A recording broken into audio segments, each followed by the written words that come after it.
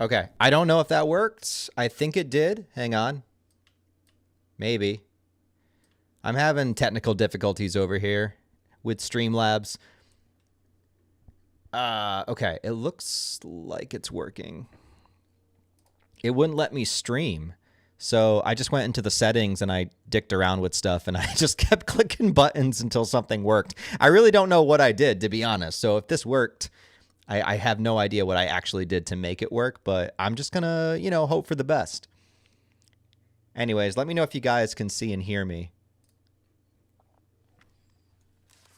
Yeah, let me know if you guys can see and hear me and if I'm actually streaming.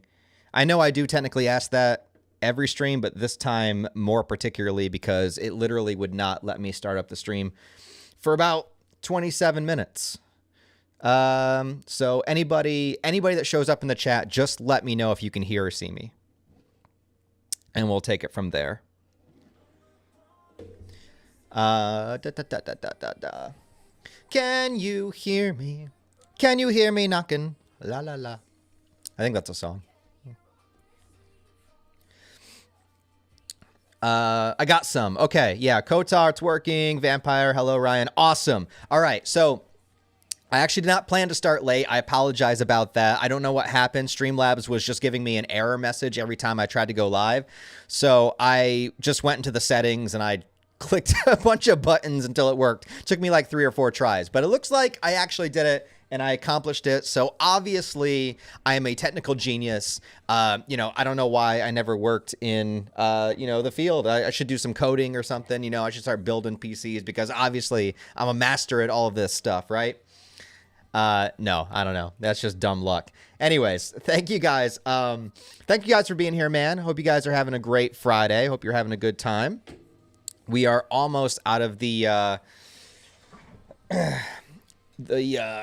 what's the word I'm looking for? I don't know. Almost out of winter.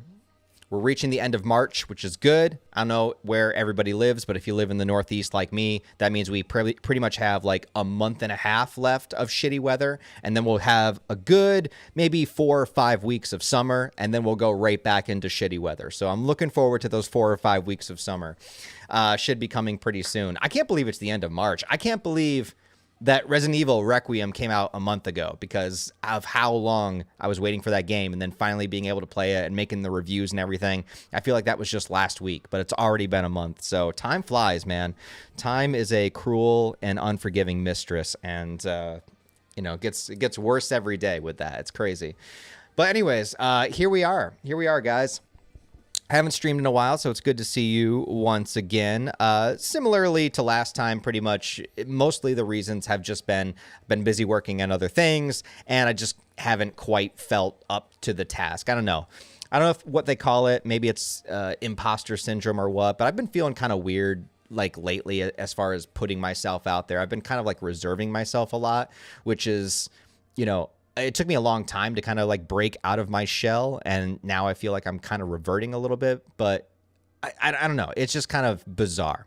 So, a couple of different reasons why I haven't been, but it hasn't been anything bad. Like nothing bad is going on. Like nothing terrible, no big disasters, no big life event changes, beyond everything that I updated you guys with in like December, January. So pretty much everything, nothing's really changed. Nothing's happened. I've just kind of been going through it a little bit, and it could be because of winter and the weather and stuff, or just the daunting feeling of aging. I don't know what it is, but I'm getting over it. It's all good.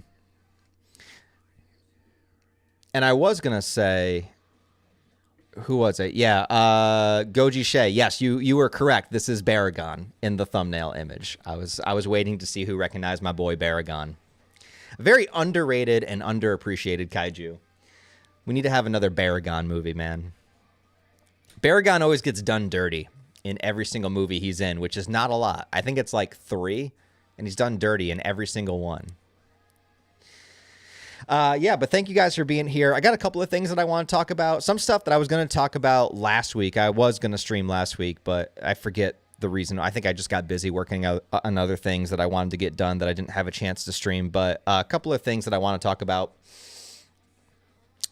today. But first, thank you guys very much. Andy Will, as always, thank you, brother. Appreciate it. Says, won't be able to be with you, but here's a thank you for your work. I appreciate that, man. Thank you so much. Always value your support, man. Thank you. Thank you very much. Sorry that you can't be here. I don't know where you're at, but hopefully it's someplace good. And if it's not, then I hope that it goes quickly for you. Then we got another super chat from, it's only giving me your guys' like @. It's not giving me your actual screen names. YouTube's been doing this for a while, but it's 11201 something something something. So thank you very much. It says, Friday stream, good to be back. Tech Master Ryan. Exactly. You know, I am a master. Of course I can figure out all this stuff. All you got to do is click enough buttons. You know, really that's what it comes down to. When you got an issue with your computer, you know, it's just like, the only thing you could do is click on things, right? So eventually, through the process of elimination, you'll click on the right thing. You just have to keep trying and hope that you don't, you know, blow up your computer in the process. But I didn't, and I somehow managed to stream. So yeah, somehow it worked. All you got to do, is believe in yourself. That's all it takes. All you got to do is believe. Then we got a super chat from Vampire. Thank you, man. Here lies Denji. He never scored. That's right. Although it wouldn't have been good for him if he did. He wasn't in the right place for it, you know? But I still wanted to see him. Yeah, I didn't like want to see it. You know, I didn't want to have to like watch it, but I was hoping that maybe someday, you know, that would happen and in a good way, in a positive way. You know, that's why I was hoping that him and Asa would actually become a couple, and it would be, you know, somebody that actually cares about him. You know, but we didn't get that far. Instead, we just got a very abrupt ending. But it is what it is. I'm not the writer. Who knows? Somebody can create a fan fiction out there and maybe come up with something better. You know, I'm sure there's tons of people that have already started, if not finished already, because sometimes people get fan art and fan fiction out so damn fast. It's crazy. It's like something comes out on a Friday and then by Saturday there's like a 12-page long fan fiction about it with beautiful artwork. It's like, how did you have the time to do this? It's crazy. People are crazy, man. Yeah, but thank you guys. Thank you guys for being here, man. Hopefully you guys have enjoyed the content recently. I've been working really hard on longer projects, which is something that's I've been enjoying, that I've been getting a lot of fulfillment out of, and what I think that I do best on the channel. If there's anything that I could maybe do good in some way, shape, or form, I think it's creating more long form content. And so that's really what I've been doing. I've been trying to subdue the anxieties of like getting a video out constantly to try to like maintain some leverage of views on the channel, as opposed to taking the time to work on larger, like longer videos, half-hour long videos, hour-long videos. Like I did my video essay on the Angel TV series. I did that one on Batman v Superman the other day, the 10-year anniversary, the Resident Evil reviews and everything. And that's what I've been enjoying doing the most, is making longer form content. I think that that's kind of where I'm focusing the majority of my energy right now. And I think that it's beneficial to me, like as far as like feeling creative and feeling like I'm actually putting something out worthwhile watching. I mean, not everybody watches the longer videos. Some people just watch the Ryan in a chair ranting videos, and that's fine. But I'm feeling much better about taking the time to do them and try not to let my anxiety rule me about like, oh, you know, you can't go too long without putting out a video, or else, you know, I'm trying to just be like, okay, it's all right, because if I do this right and it works and it has that, you know, longer watch time average and everything, like it can balance out. So just take your time and work on something that you really care about, and then put out some good quality, or at least as good as I can make it, some kind of good quality work. And that's what I've been focusing on primarily, is doing things like that. So hopefully you guys have been enjoying that, or at least open to it, or even if not, thank you for still being here, man. Thank you for still being here and supporting. I appreciate it. There was a couple things that I wanted to talk about that I didn't get a chance to over the last couple of weeks. And one is definitely the release of the Dune 3 trailer. Super, super excited for that. Ever since I read through the book series, Dune Messiah was a book that I really, really loved. I think the original Dune obviously is the best. And then I think my second favorite is Children of Dune. But my third favorite is Dune Messiah. And I always thought that Dune 3, the movie, was going to be kind of this blend of Messiah and Children of Dune. And the trailer did not actually confirm that for me. I was kind of expecting to see more stuff that might be from Children of Dune. But after watching the trailer, and it's only just one trailer, but they might really only be focusing on Dune Messiah, which is really interesting because it's a very short book, and a lot of the action in that book is like off page. Like it's a lot of characters in rooms just kind of talking about the epic war that is happening as opposed to seeing it. And there's also a lot of really weird shit in it. Like obviously Duncan Idaho comes back, and that is Jason Momoa's character. So he is going to be this Gola kind of reanimated corpse thing. And then you have the Face Dancers, which is like a shape-shifting kind of character that Robert Pattinson is playing. And then you have what I was really curious about that I was hoping to see in the trailer is a character named Edric. And that's the guild navigator, which is essentially like a dude, like the dude inside of the ship that is hopped up on all kinds of spice to the point where his body is all like mutated and weird and navigates the ship and everything. So I was hoping to see some kind of like creature design or some kind of, what Denis Villeneuve's portrayal of Edric would be, but I didn't really see that in the trailer, except for like there's one shot that I think some people were saying is maybe Edric, but it's just like it's like a container. You don't actually see him. So yeah, I don't know. But I thought the trailer was awesome. And I don't usually watch a lot of trailers because I try to go in as blind as I can to movies and not be spoiled. But Dune is one of those things where it's like, okay, I gotta, it doesn't come out to December. Like, am I really going to go from now to December without watching the trailer? Like, I know I'm going to break at some point, so I may as well just watch it now. And so I'm super, super stoked for that movie. Probably other than Godzilla Minus Zero is my most anticipated movie of the year. So I'm super, super stoked for that. So I don't know if you guys, anybody in here is into Dune or has read Messiah or at least like the first two movies that are interested in the third. But if you have, let me know what you guys think of the trailer.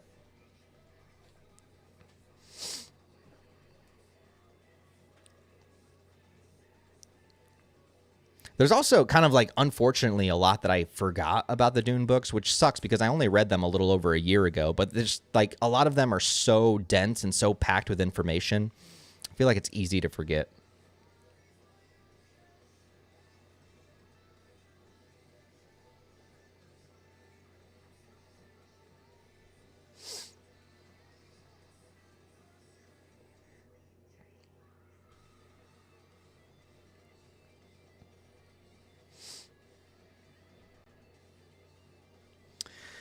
How do you approach anything that you consume? To be honest, I don't know what I like or dislike anymore. I think my mind is still stuck on power fantasy dopamine kicks. I am unable to appreciate anything else. I think it really just depends on what you gravitate towards and what resonates with you. You know, I don't even know if it's really a choice. It's kind of just something that you respond to, right?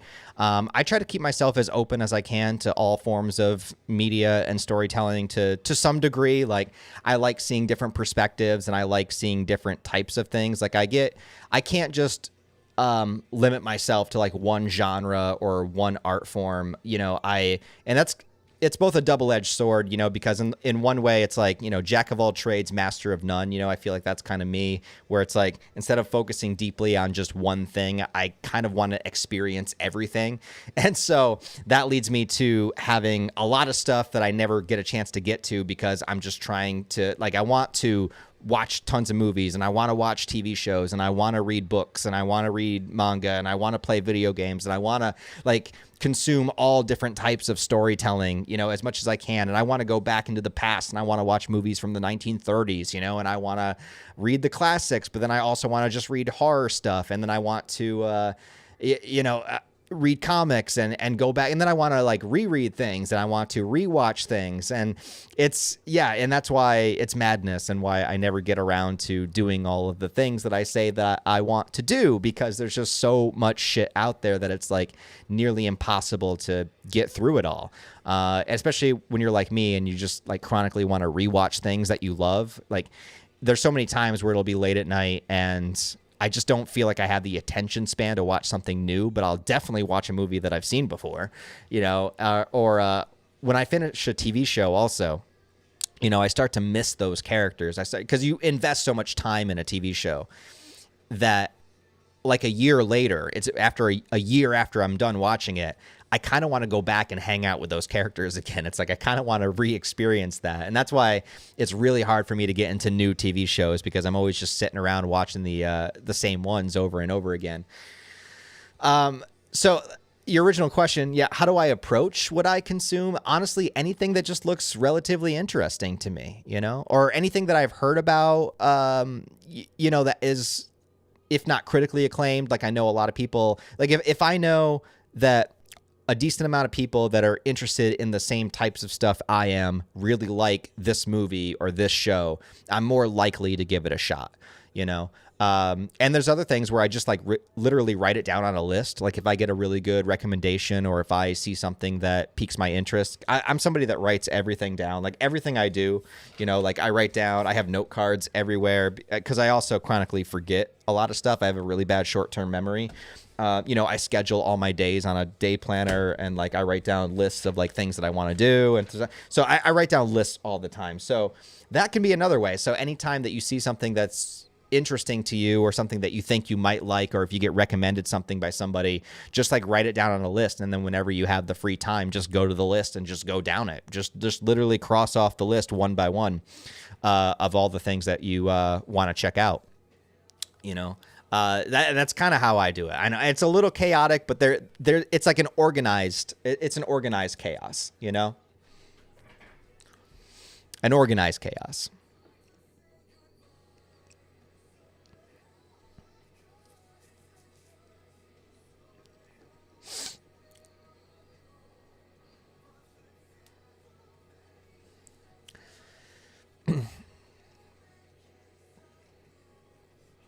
Let's see. Been playing Resident Evil 6 after avoiding it for the longest time because I've heard not so good things about it, only to be surprised how much I like it, and has become a favorite. Yeah, man, I love Resident Evil 6, man. I was one of those things too where I heard so much negativity, from so many people, that I was kind of dreading getting to it, because I wanted to go through that series as in order as I could.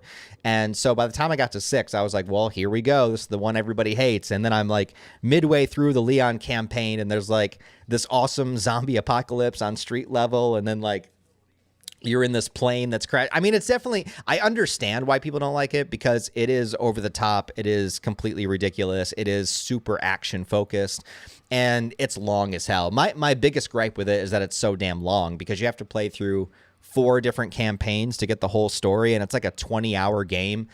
And for me, I'm one of those people that like, I would prefer a shorter game that has solid replay value over a game that's like 20, 30, 40 hours long. I'm much more somebody that's like, if I want to, I think the perfect length for like a story mode for a game is somewhere between 8 to 10 hours. That, for me personally. For some people, that's way too short, but I really do think that I want it to be so that if I decide that I want to just grind through this game, like if I dedicate my day to playing this game, that I can theoretically beat it in one day. Like that's kind of what I want. And also sometimes you might not get a chance to play again for like a couple of days or a week or 2 weeks in between. So you'll start playing a game, and then you'll get, halfway through, and the game's getting harder and more difficult, and more intricate controls are popping up because you're getting further and further in the story. And then, you have to put it away for a little bit. Life happens. You come back to it 2.5 weeks later, and now you don't remember anything. You got to relearn all the controls again. And now you're in a much harder, more difficult part of the game than when you started with. And then you got to, I don't know. I would just prefer like a shorter story game that I can enjoy multiple times, with like multiple difficulties and multiple different ways to play it, and, variety, like give one solid story a lot of variety, as opposed to just like stretching out that story as long as it can possibly go. That's kind of how I feel. So, but anyways, yeah, I like Resident Evil 6. I think it's fun. I understand why people don't like it, and there's a lot of Resident Evil games I like above it, but I don't think it's nearly as bad as people say, but it depends on what kind of flavor you want. If you just want that straight, like puzzle solving, scary, atmospheric kind of vibe of the earlier games. It's definitely not going to give you that. And, it can feel a bit exhausting because it's way too long.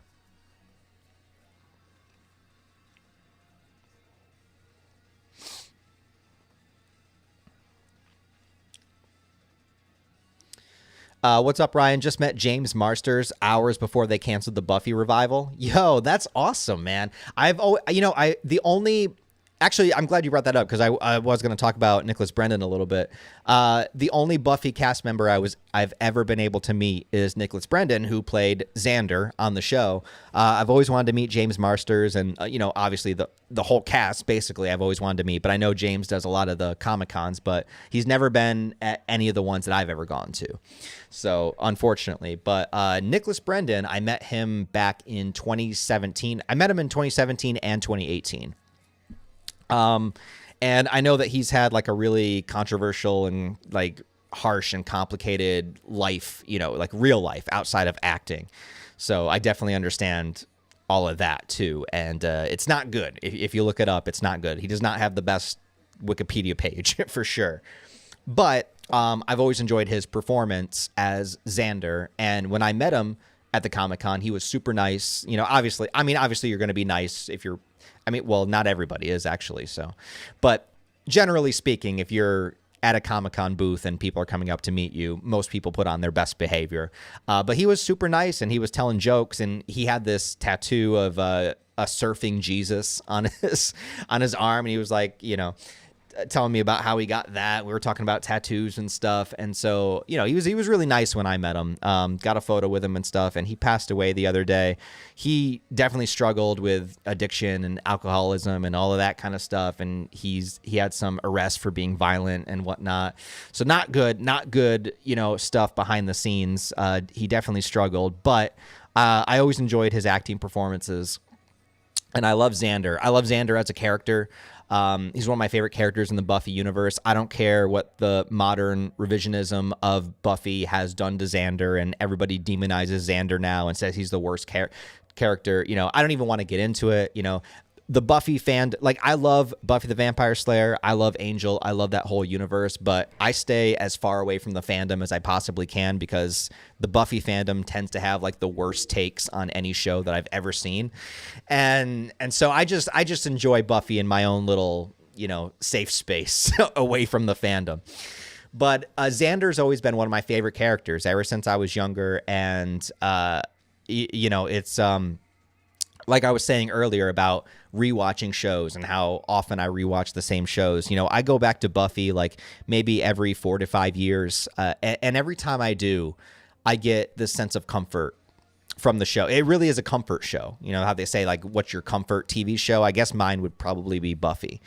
Because every time I start season 1, episode 1, it feels like I'm going back to high school with friends, and it feels like when you see Xander riding in on the skateboard and he meets Buffy for the first time in the first episode, there's just this overwhelming layer of comfort that gives me, and I can't really explain it. It's just a TV show that's been with me since my youth, and I love going back and re-experiencing the journey over and over again. And every couple of years I'll revisit it. And it's always interesting too, because every couple of years, you get a little bit older, you learn some more lessons, you become a little bit of a different person. So you kind of have this, like, you have this memory of what it means to you, while at the same time you're kind of looking at it through a slightly different lens because you're a little bit older now, So always interesting to go back. But, it's tragic because he was only in his 50s, so relatively young. And it's crazy that news came out just a couple of days after they said that the Buffy revival was canceled. After the pilot, they filmed one pilot episode and then it was canceled. And then a couple of days later, you find out Nicholas Brendan passed away. Just a crazy, crazy whiplash week for Buffy fans. So I paid my respects for what they were, just for being like an actor that I liked his performance, his acting, his performances, And then I watched a movie the other night that he was in. It's called Coherence. I'd heard it was really good, And I was kind of curious to check out some of his stuff outside of Buffy the Vampire Slayer. So I want to recommend this movie to you guys. It's called Coherence. I watched it on Tubi. Tubi's free. So, you know, I think it's on Amazon Prime too, but Tubi is free. And it's a hard movie to describe. It's super, super low budget. Like, it's the lowest of the low budget you can imagine. It's just characters inside of a house. But it's like this dinner party where a bunch of characters get together. Nicholas Brendan's playing one of the characters. And this comet goes overhead. It kind of feels like a long Twilight Zone episode. A comet flies overhead, and some weird things start happening. The power goes out, their phones stop working, yada, yada. And they kind of realize that they're alone on this street. They go outside, and there's only one other house with lights on. And when they go to the other house to investigate, it's their house. And there's another version of them inside the house.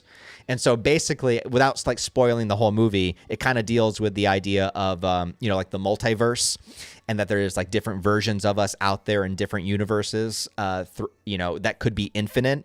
And basically, they're kind of trying to decide what to do about this other version of themselves.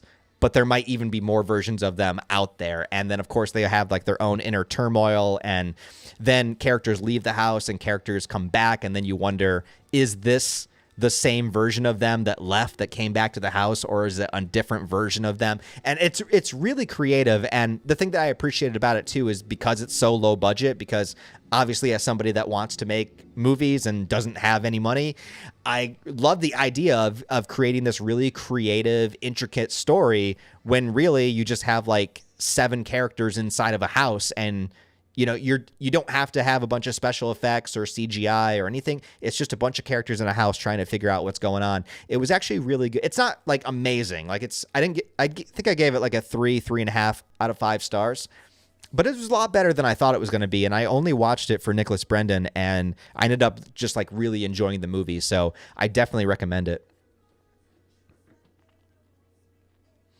I think I got a couple super chats come in here. Let me get to them. Vampire. Yes, by the way, Chuck Norris, RIP as well. Yes, I was going to talk about that too.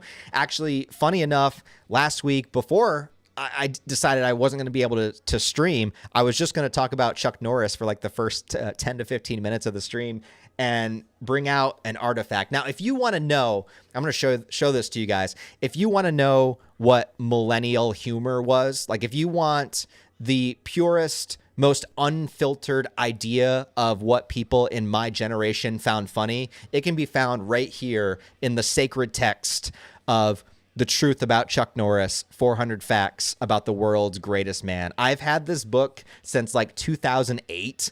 I can't even describe, like, it's so like worn out and yellow and stained. Like, I've had this for so long. And there was a time, maybe younger people won't understand, but there was a time where Chuck Norris jokes were like the funniest thing on the internet. Besides cat memes, there was Chuck Norris jokes. And this is just a book filled with them. Like, let's just turn to a random page and read a Chuck Norris joke, okay? I'm going to do this completely random. Actually, some of them in here, I think they're kind of offensive, but it's all good. It's all in good fun. All right, let's see. Chuck Norris took my virginity, and he will sure as hell take yours. If you're thinking to yourself, that's impossible, I already lost my virginity, then you are dead wrong. That wasn't a very good one. Let's see here. Chuck Norris, why did I picked another one with virginity. Chuck Norris lost his virginity before his dad did. Chuck Norris is not hung like a horse. Horses are hung like Chuck Norris. Chuck Norris does not hunt because the word hunting implies the possibility of failure. Chuck Norris goes killing. Pee Wee Herman once got arrested for masturbating in public. That same day, Chuck Norris got an award for the same crime. When Chuck Norris breaks wind, it stays broken. Some of these have images too. Hang on. There are some pictures in here. Yeah, Superman owns a pair of Chuck Norris pajamas. That's true. There's some in here that are terrible. There's no chin behind Chuck Norris's beard. There's only another fist. I think Family Guy did that one. Chuck Norris is so fast he can turn off his bedroom light and be under the covers before the room gets dark. I think that's a Muhammad Ali quote, actually.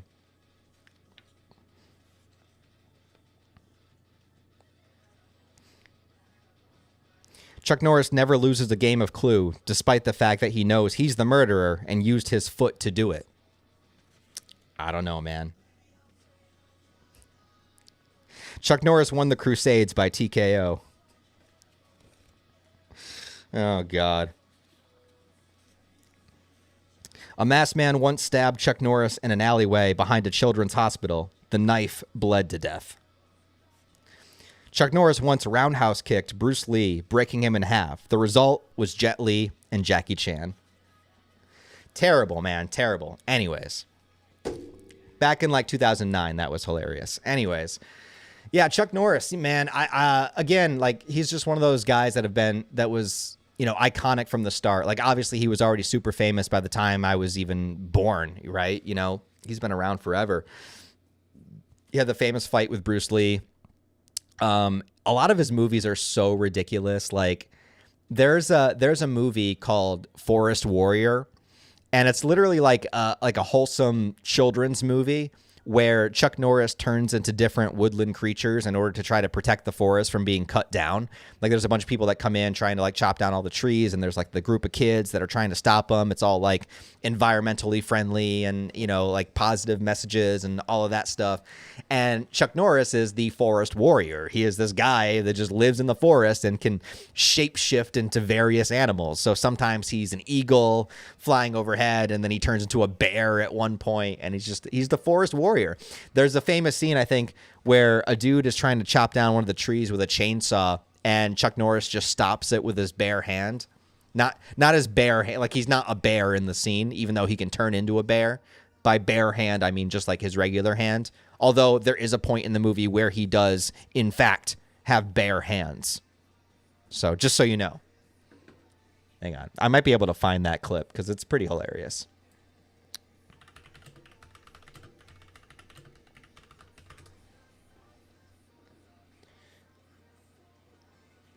Yeah, hang on. Let me try. Let me try to pull this up. This is worth pulling up. Hang on.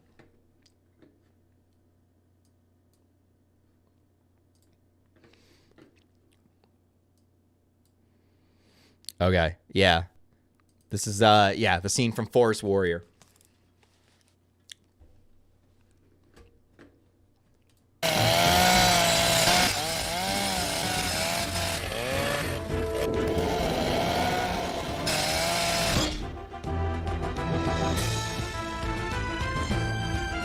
I think I had that on 1.5 speed. I'm sorry. I didn't even realize that. I must have been watching something that needed it. There we go.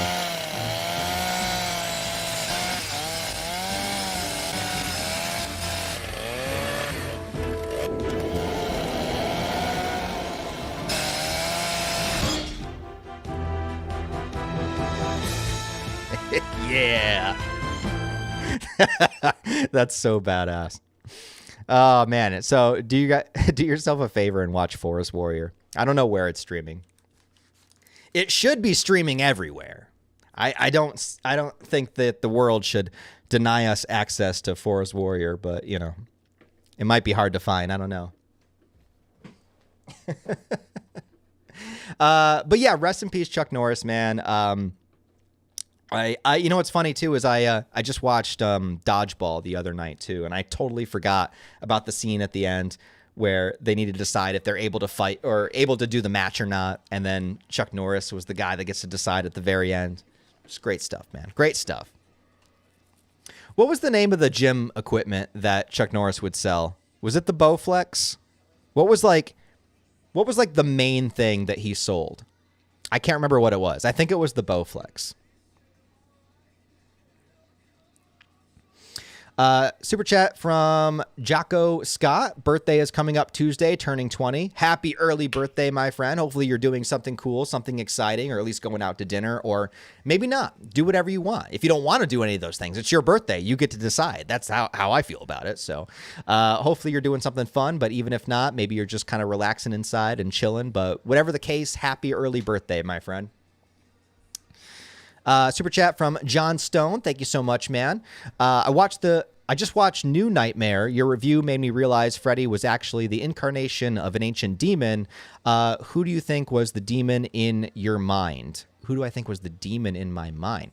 I think, well, New Nightmare, yeah. So New Nightmare is a demon that is taking on the form of Freddy Krueger because Freddy is the current incarnation of evil that people recognize. So the way that I understand the movie is it takes place in the real world. So, you know, the Nightmare on Elm Street movies are just movies in this world, and Heather Langenkamp is playing herself, and Robert Englund's playing himself, and all of that kind of stuff. And then there starts to be real, you know, a real dream entity that is entering people's dreams in the guise of Freddy Krueger and killing people, right? So the reason that is explained to be happening is that it's some kind of like demonic entity that throughout all of history has sort of taken the form of the recognized personification of evil at that time. Like there's references that it was once the witch from Hansel and Gretel, and it all comes from storytelling. So at one point, the witch from Hansel and Gretel was like what people recognized as like the evil creature, and they would tell stories about it. And as long as they continued telling stories, then the entity was kept at bay. But once the stories stop, then the entity is able to be unleashed. So that was the thing about the movie, is that they were stopping making the Nightmare on Elm Street movies, and Wes Craven in the movie was like, we got to do one last thing. You know, we got to defeat Freddy for real. We got to do one last movie, and he was writing that last movie. That Heather Langenkamp's character playing herself had to portray Nancy one last time in order to defeat him. So yeah, I don't know if the demon in New Nightmare has an actual name. I think it's probably better if it's nameless. I think it's actually kind of cooler if it doesn't have an official name. But yeah, it was like a demon creature that was just taking on the persona of Freddy Krueger, because that's what the current idea of evil was. Not like berserk idea of evil, but like, the collective understanding of like, oh, that's the guy right now. It's like Freddy Krueger is what we recognize. Yeah. So, but I don't know what you mean by who do you think the demon was? Let me read this again. Who you think was the demon in your mind? So yeah, I don't know quite what you mean. It might just be the phrasing of the question, but I think the demon is like, I don't know if it has like a particular name or anything like that, but it just takes on different forms in different periods of time. And in that specific period of time, it was taking on the form of Freddy Krueger. At least that's how I understand it.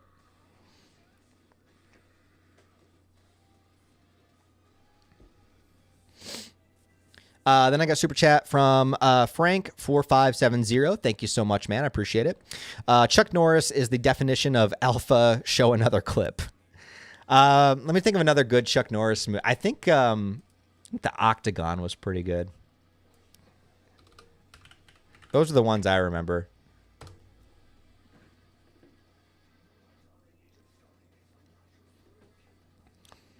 Is this one good? He's fighting some ninjas.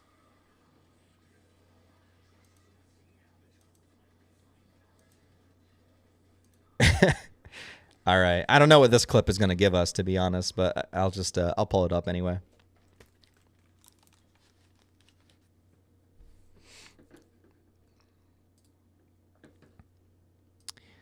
All right. So this is it's on YouTube.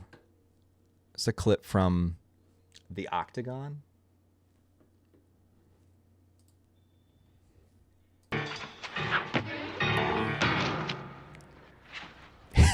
Yeah, I love the little kick.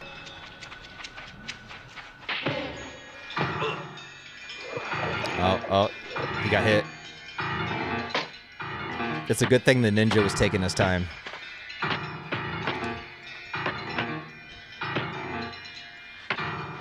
Yeah.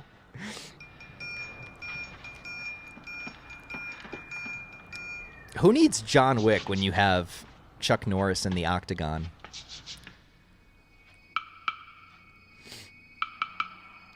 I am going to get flagged for copyright here. Let's see if I can get to a fight.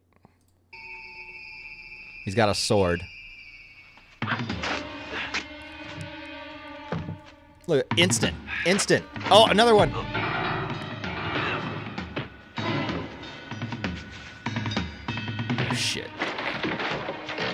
All right. That's all I'm going to show. I can't risk anymore. I'm going to get copyright claimed here.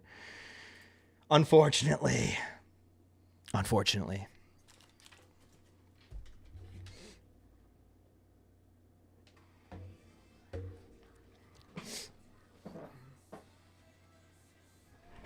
But if you guys have the time, go watch The Octagon starring Chuck Norris.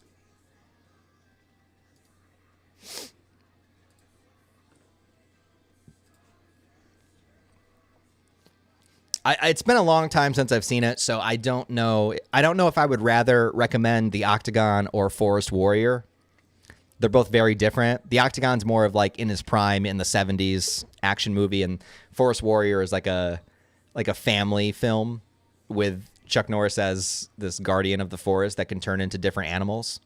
But that concept alone, how does that not make you want to watch it?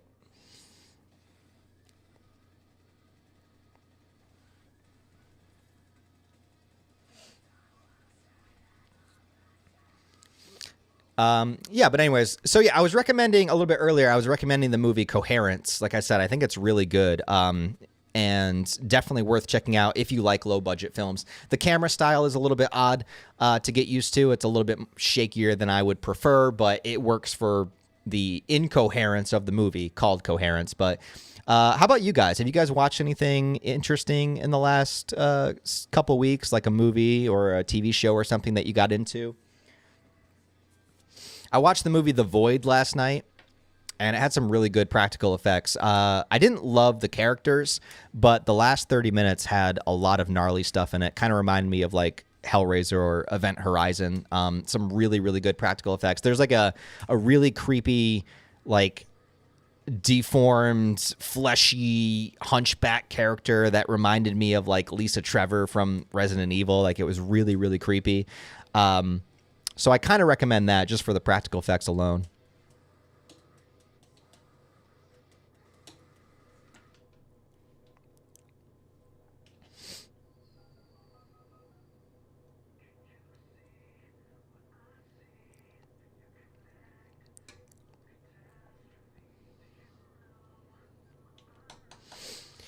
Have you seen K-pop Demon Hunters? It's like Totally Spies and Devil May Cry combined. That's not a bad comparison, honestly. Yeah, I did watch it. Actually, my girlfriend was obsessed with it when it came out. So I watched it with her, and it was not a difficult watch. Like I enjoyed it. I thought it was fun. I think it's like the most teenage girl movie ever made, but in a positive way. You know what I mean? Like it's definitely like a movie. It's a movie catered and created for teenage girls, but in that it succeeds 100%. I thought it was fun. I mean, I'm not going to be rewatching it over and over again, but I enjoyed it. I think it's well made. The music's good. So yeah, I liked it.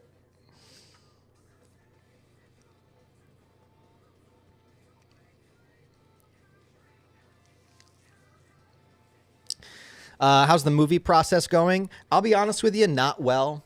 Not really well. It's a really bad time of year to begin with to try to like figure this out and get people together or anything. But I'm having a really hard time finding people that want to help out with it or that are serious to help out with it or finding actors. I'm having a really, really rough time, especially like I said, I don't have anything to pay them with. I don't have any, I what I need to do, like this is what's going to have to happen is, and I'm not saying this like definitively, but as I've been thinking about it more and more, I sent my script out to a couple of people to get feedback, and I've only really heard feedback from one person so far. Another one, I understand why he's really, really busy right now, but the others I haven't heard anything from. Only one person has given me legitimate feedback on my script. So that's a little discouraging too, where I send it out to a bunch of people, and I'm like, hey, let me know what you guys think. And like no one's gotten back to me about it. But I also have been going over it a couple of times, and even though I wrote it with the intention to be low budget and the intention, like every single scene, I was trying to be conscious of the fact that I'm going to understand that I'm not going to have any money, that like I need to do this as limited as possible, but still be able to give some people something entertaining. Right.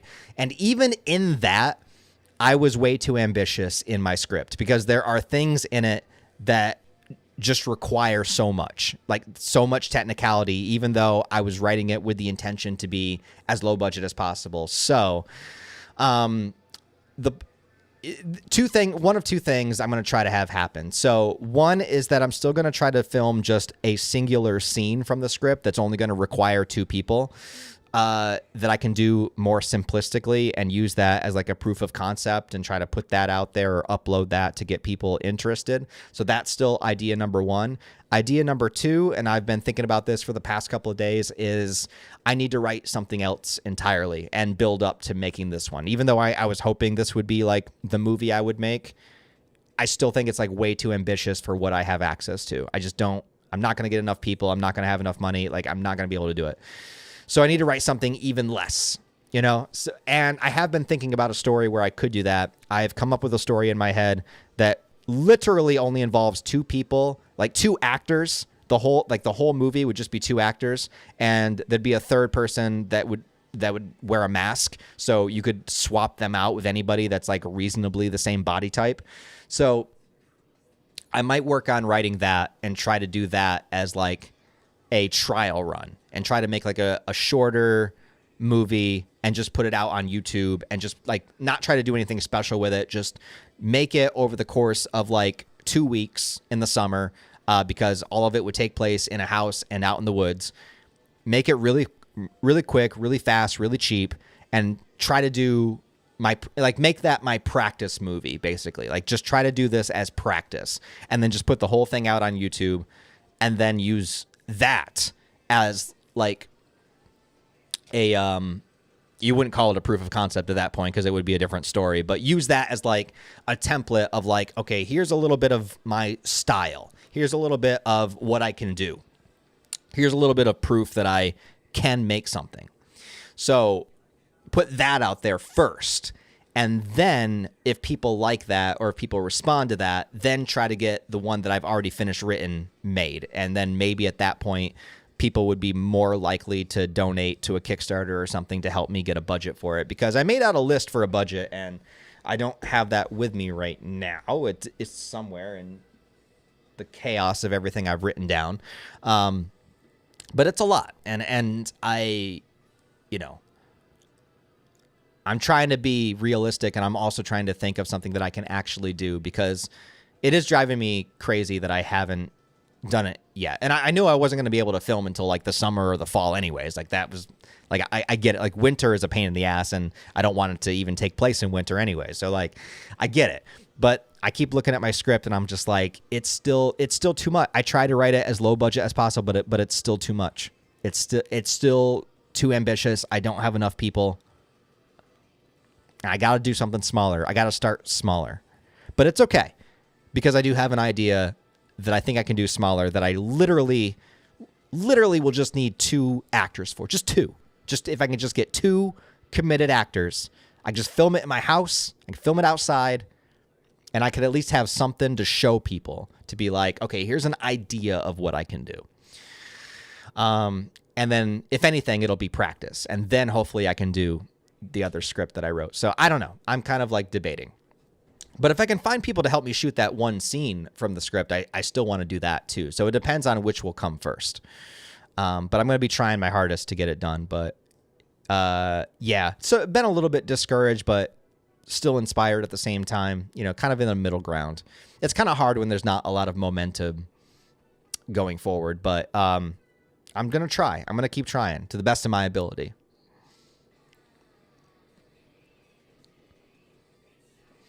John Stone says in a super chat, thank you, man. Show Ultimate Showdown.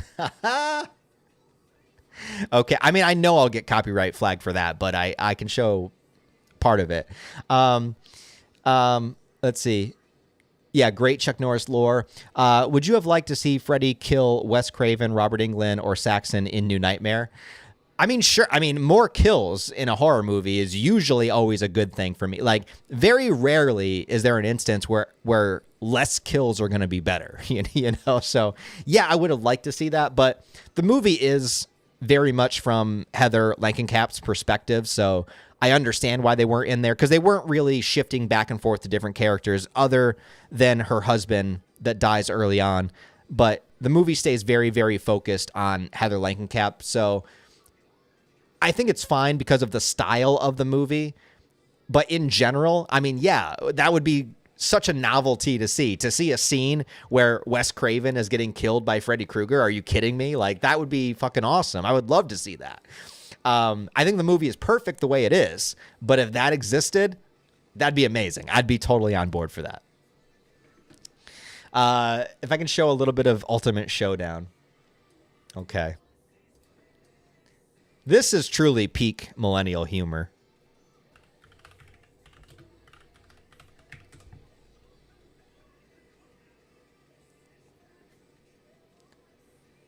There's a re-upload in better quality, and then there's the original upload. I don't even know if that's the original. It doesn't seem long enough ago. It says 16 years. I guess that's right. I feel like it would be longer, but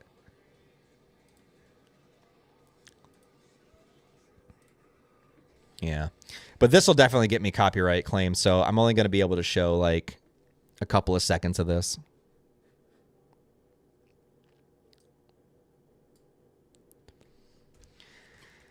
First of all, wait, before I even play any of this, how many people in the chat even know what Ultimate Showdown is? Like, I don't even know like the average age of people that watch me in the, in the live streams. Like, are you guys as old as me? Do you even know the legacy of Ultimate Showdown? I don't know. It's something I'm assuming the younger generation doesn't know, but maybe they do.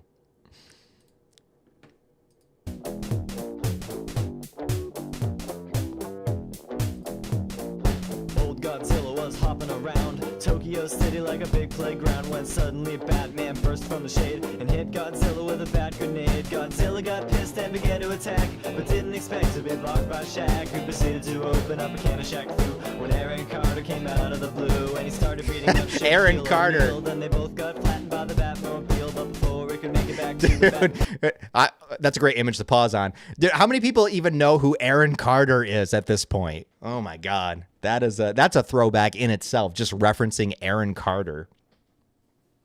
Oh, man.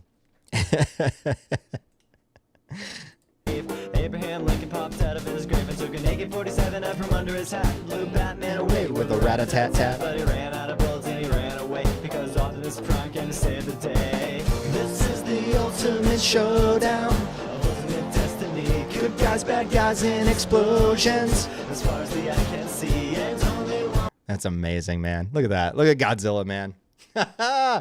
It's so great. I want to play the whole thing. Maybe if I just do it in small segments, I won't get destroyed. Will survive. I wonder who it will be. This is the ultimate showdown of Ultimate destiny.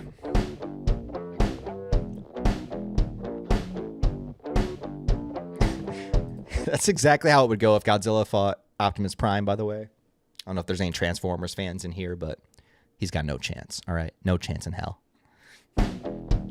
Godzilla took a bite out of Optimus Prime like Scruff McGruff took a bite out of crime, and then Shaq came back covered in a tire track, but Jackie Chan jumped out and landed on his back, and Batman was injured and trying to get steady when Abraham Lincoln came back with a machete, but suddenly something caught his leg and he tripped. Indiana Jones took him out with his whip, then he saw Godzilla sneaking up from behind, and he reached for his gun which he just couldn't find cause Batman stole it and he shot and he missed, and Jackie Chan deflected it with his fist, then he jumped. I can't, dude. Oh my God. I'm sorry. I have to pause it. I just can't. I can't, man. We got to watch the whole thing, but we just got to do this strategically. Okay. Got to do it strategically. In the air and he did a somersault while Abraham Lincoln tried to pull a fault onto Optimus Prime, but they collided in the air, then they both got hit by a Care Bear stare. This is the ultimate showdown of ultimate destiny.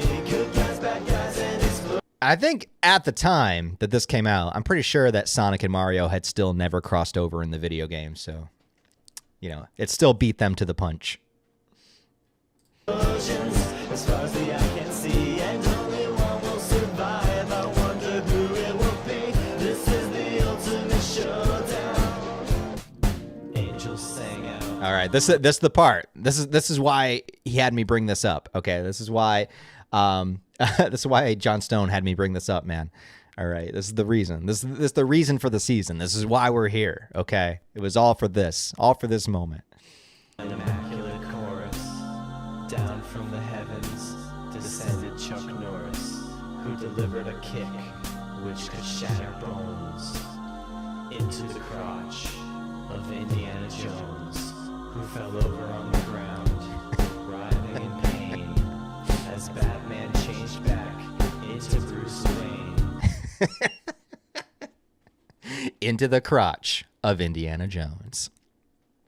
You know, it hits a little bit different now saying that Chuck Norris descended from the heavens. I don't know. It hits a little bit different now, you know?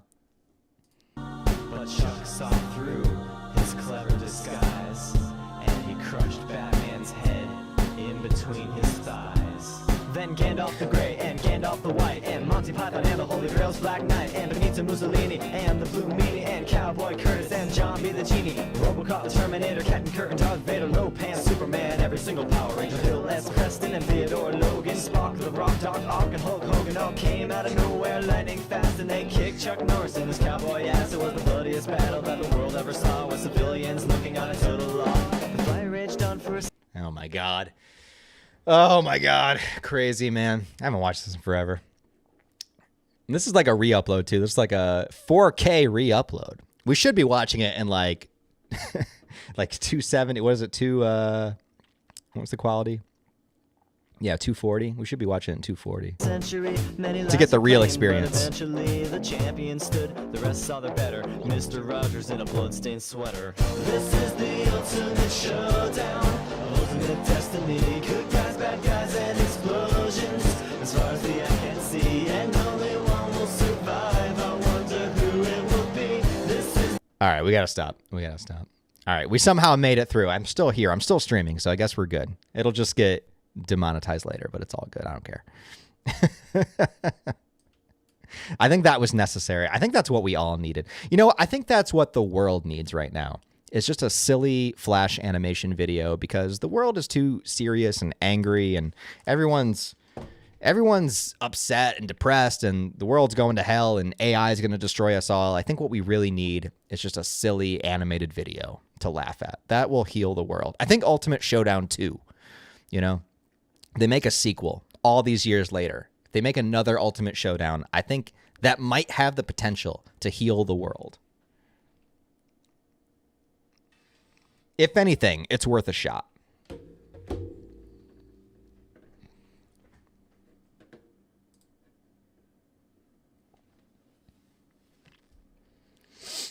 I got a couple super chats. I forgot. Sorry.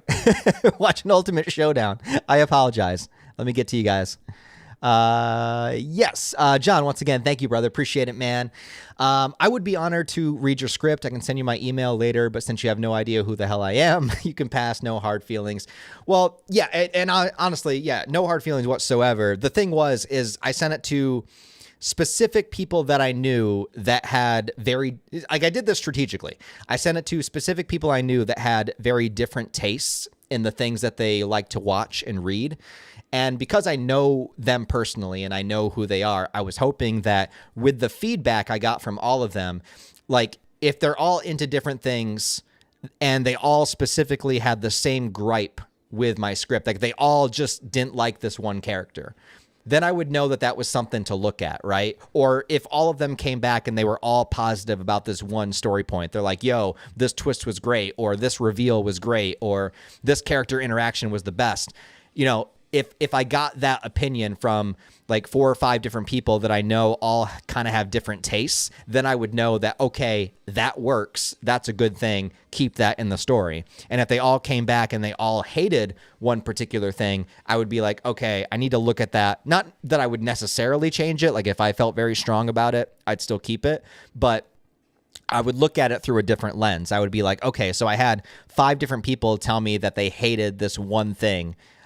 Maybe I should take another look at that and see if I can do something better, you know? So that was kind of the idea, with the specific people I handed it out to.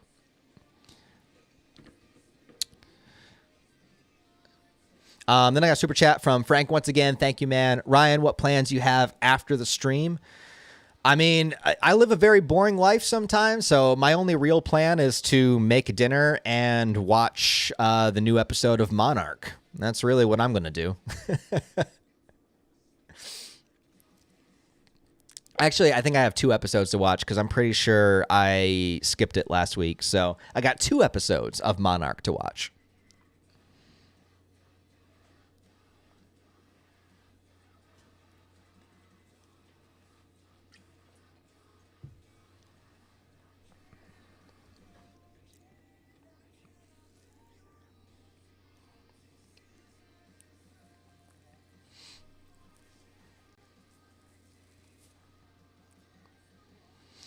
Yeah, giving E-Bombs World vibe. Yeah, definitely from back in the day.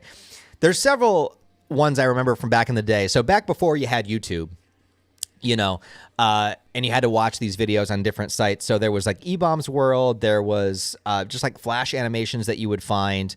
There was then there was like specific websites that would have like there was like Homestar Runner, and I forget where like Foamy the Squirrel was, and all of these like ridiculously old internet videos now, but you had to search around back then.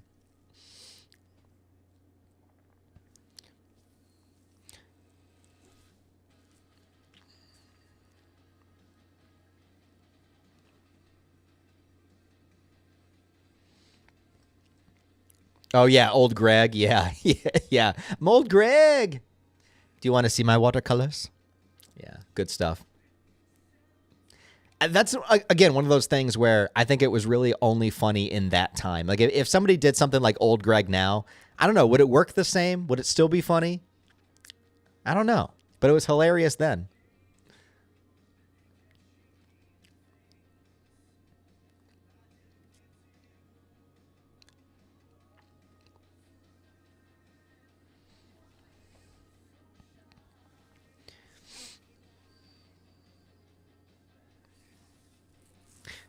Yeah, I should remind them about it. I mean, I kind of have a little bit, but I don't want to be pushy, And I also, the thing is, like, I don't want them to read it out of a sense of guilt.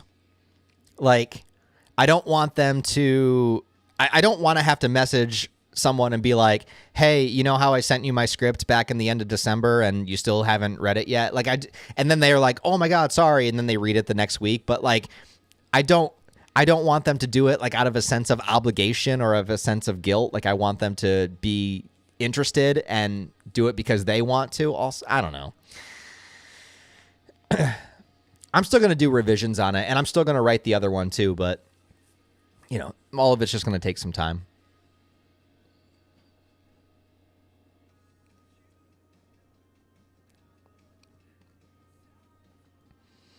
Anyone remember Chocolate Rain? I remember Chocolate Rain. I heard, maybe I'm wrong, maybe I'm misremembering, but I heard the guy that did the Chocolate Rain video was actually upset that people turned it into a meme, because I think he was trying to be serious. But at the time, yeah, that was a huge meme, the Chocolate Rain video.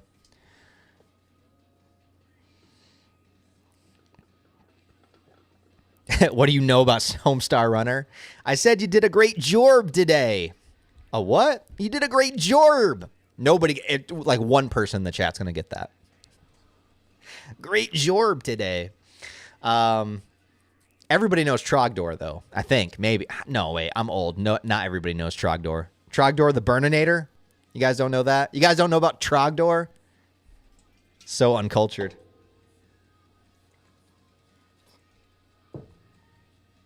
Got to learn about Trogdor.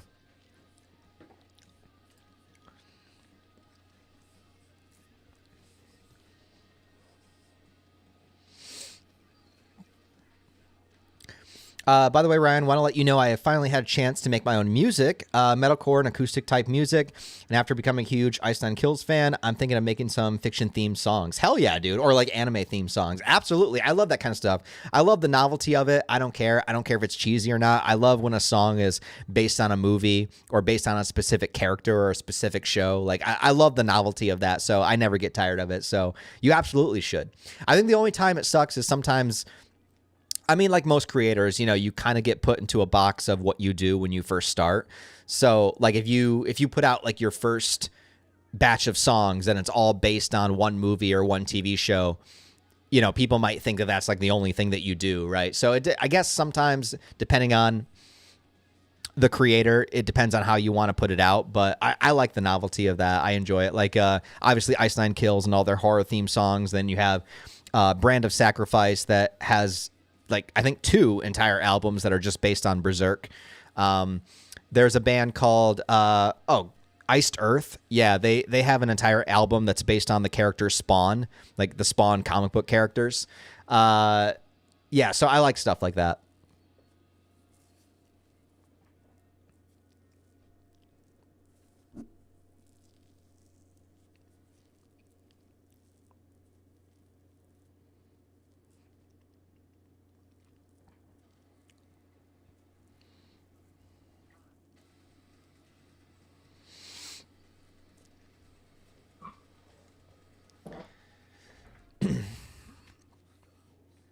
Yeah, Ice on Kills has introduced me to a lot of my favorite movies. Hell yeah, man. I always thought it was fun listening to the 2 Silver Scream albums and like trying to figure out which movie the song is about. I remember like the first album, it took me forever with a few of them. Like I didn't realize Rainy Day was based on Resident Evil. And I think that's because I was thinking all the songs were based on movies. So, I mean, it might technically be based on the 2002 movie. I don't know.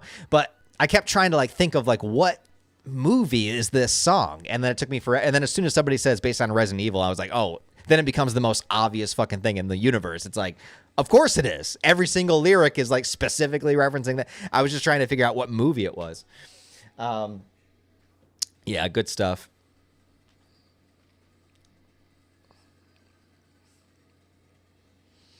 You got to play Poker Night at Inventory re-release. Seems like a good streaming game, you know? I feel like, is that a Homestar Runner reference? Or am I missing something? I got to double think that one.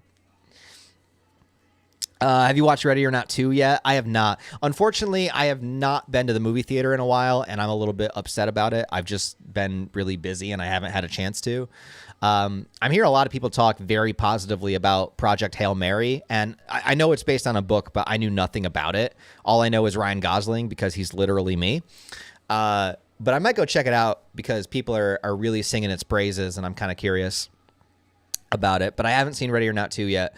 I watched the first Ready or Not, and I remember liking it, but I don't honestly remember too much about it. I've only seen it once, probably back when it came out, so I might need a little bit of a refresher. I mean, I know what the basic premise is, but I might need a little bit of a refresher.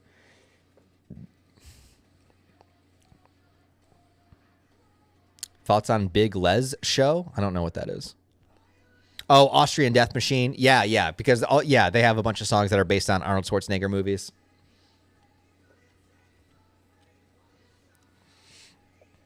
I need your clothes, your boots, and your motorcycle.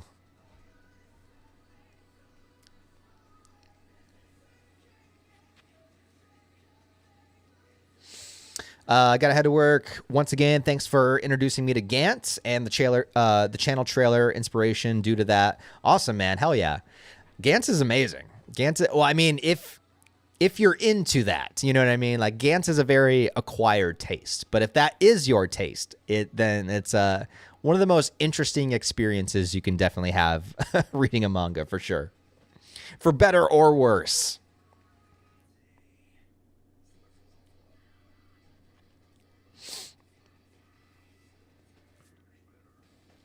Have you watched Twin Peaks, the original show? Watched all of it last month and loved it. I'm not the biggest Lynch fan, but the vibe of the show was phenomenal. I have not watched it yet. I do want to watch more David Lynch stuff, and I kind of started. I rewatched Eraserhead. That's about as far as I got. I want to watch through his filmography because he is one of those directors that I am very much lacking on my knowledge of.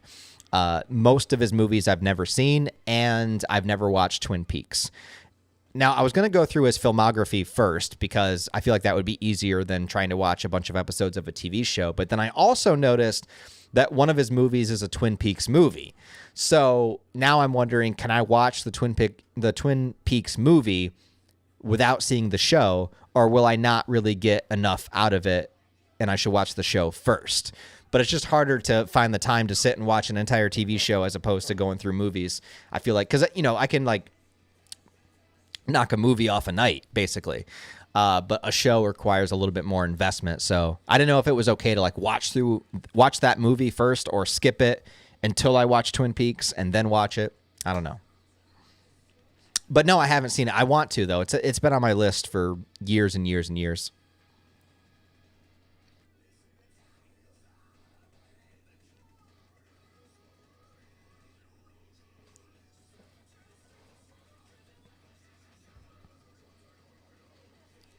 Poker Night at the Inventory has Strong Bad in it. Oh, interesting. I didn't know that. I don't know what that is, but interesting.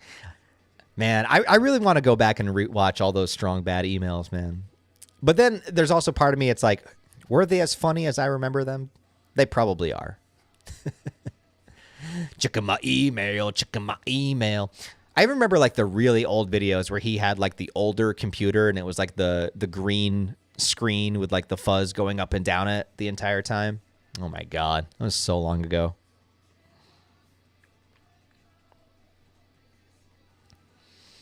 I'll watch it with you. Just say when. We can debate Final Girl motifs like usual. Sure. I mean, I'm down. Kurono got what Denji didn't. I mean, yeah, Kurono developed a lot more as a character. For sure. Without a doubt.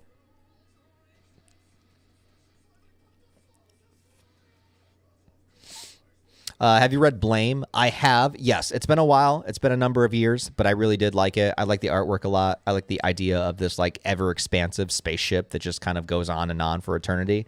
Kind of creepy, kind of cool. I have a review of it on my channel somewhere, I'm pretty sure.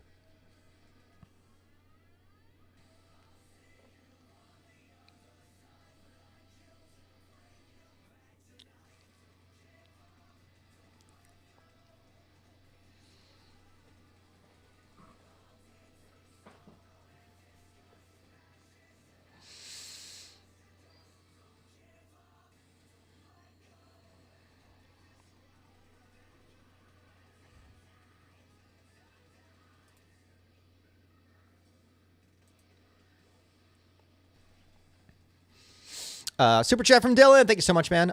Gotta bounce, just tipping on the way out. Hey, I appreciate it, man. I appreciate the support. As always, man. Take care. Take it easy.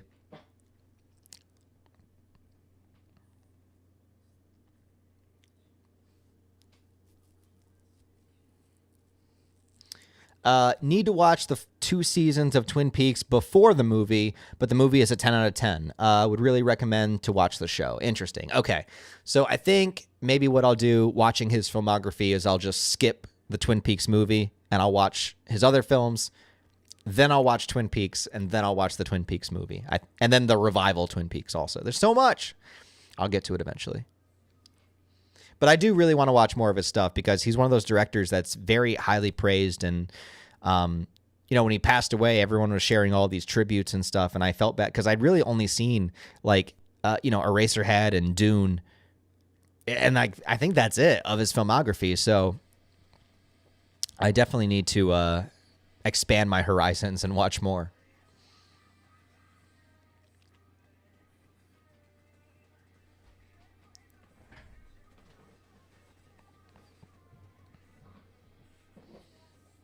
Strong Bad put out a new one recently. Really? Are they still like, I'll be honest, I have not looked into Homestar Runner for like the last like 18 years. Like are they still doing them? That's amazing.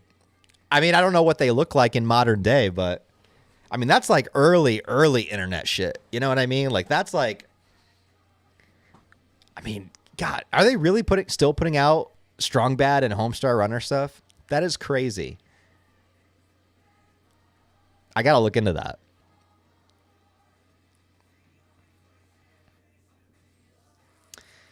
Are you going to do reviews for each Monarch episode? No. Well, I mean, they're already on like episode 4 or 5, so it'd be too much of a struggle to do it at this point. I think I'm just going to wait and do a season review at the end, kind of like I did with season 1.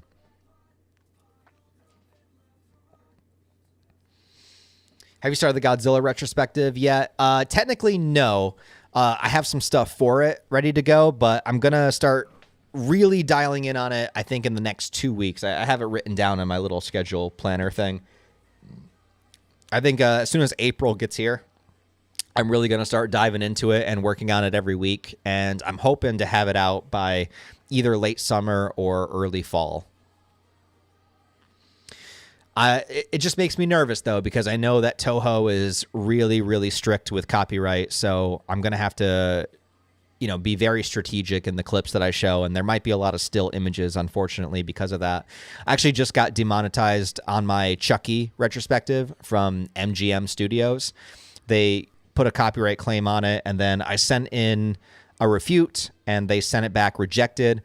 So now either I try to send another one in, and if they reject it a second time, I get a copyright strike. And although it's probably likely that I would win, I'm kind of just in a place right now where, like, I don't even have the energy to fight it. Like, I'm just kind of like, like, it was monetized for what, like 2.5 years?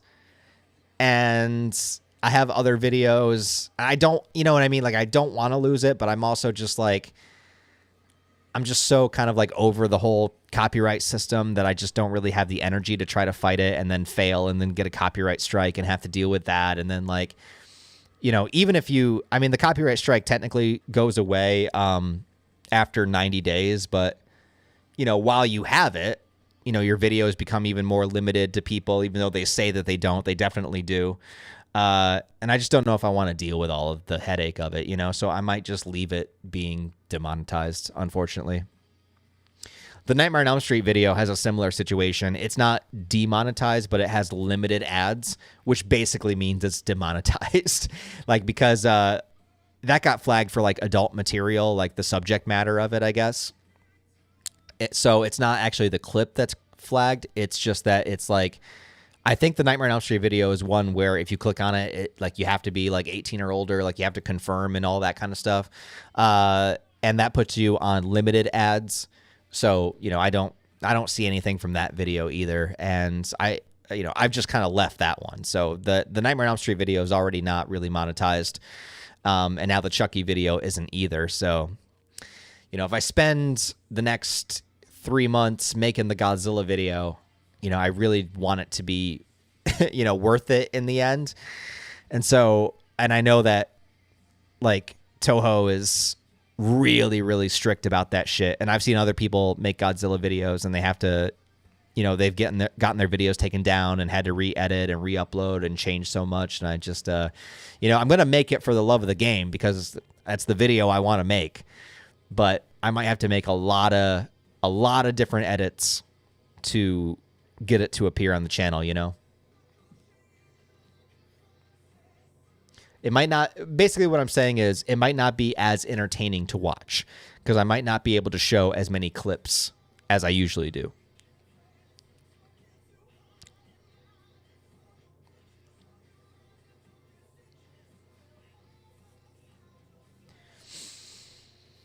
Yeah, copyright sucks. They only pick channels for that they wish.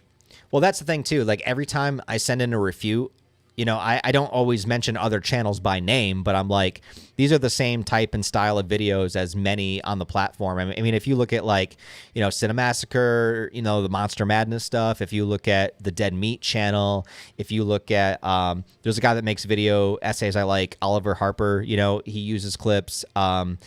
Lots of channels use clips, right? Dr. Wolfula, it's one of my favorite horror channels. He uses clips. It's like every channel does it when they're doing a review or an analysis of a movie. So it's like, how do you copyright claim one channel, but then you allow, 10 other channels to keep their videos up? It's like, yeah, it is very arbitrary.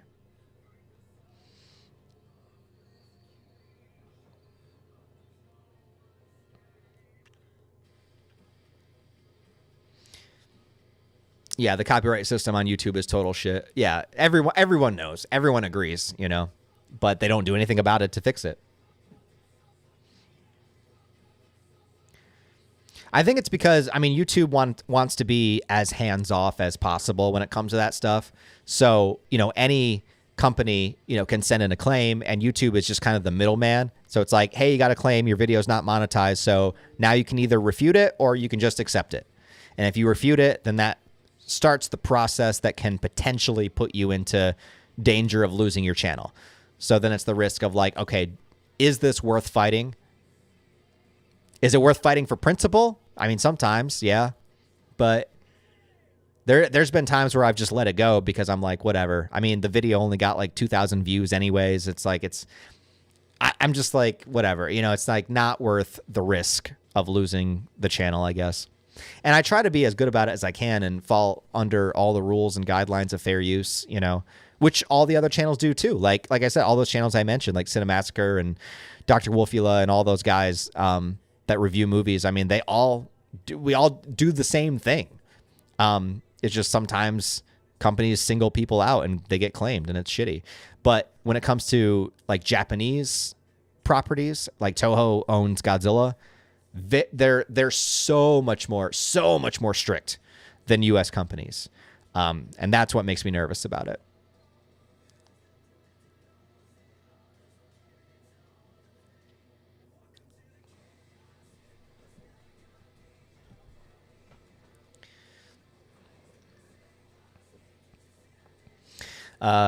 Even Chris Stuckman and Cody Leach use clips. Yeah, they do, but they have a completely different style. Like 99% of their videos are like them on camera. Like they don't really do video essays. I think Stuckman used to do them. Like I remember he did one on Prometheus, like way back in the day. I don't know if Cody Leach has ever done a video essay, but you know, when you're just doing your stuff on camera and then you show a couple little clips here or there, they can still flag you for that, but it's going to be way more rare than if your entire video is, you know, this video essay editing all these clips together. And I try to follow all the guidelines. Like I'm providing commentary, criticism. I only show 5 seconds of a clip at a time. You know, I try to edit around it. That's why I put backgrounds on and all that kind of stuff. But, you know, and really there's no like set rule to it too. It's like, it's just whatever the company decides, right? Like sometimes they'll just like, it's fine. And then other times they're super strict about it. But at the end of the day, like as long as it's not a replacement for the material, like, you know, when you're just using clips to emphasize a point when you're doing a review, that's not like putting an entire scene up on the channel. Like it totally falls within fair use, but they don't really see that. Basically, all they see is like, oh, they used a clip, flag. And so it's like, okay. And then that puts you into this point where you have to try to refute it or not. And most of the time I try to refute it. But there's been times, like I said, where I just don't feel like I had the energy to put into trying to risk a copyright strike. So I just let it go. And the video's just demonetized. It is what it is.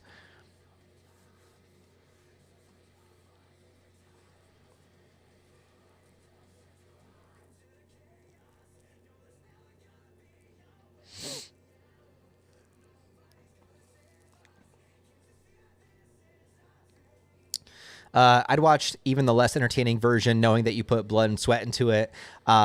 Sure, others agree with me, but I am sorry that you're encountering the Toho blockade. I appreciate that. And to be fair, I'm not encountering it yet. It's just the reason why I'm nervous for the video. You know, we'll see what happens when I try to put the first draft of the video up. You know, I'll try to put up a version of it that I think is the best. And then if it has issues, you know, I'll re-edit and try to put up a version that, you know, YouTube does allow. But I just know from the history of other channels getting flagged by Toho that it's going to be a problem.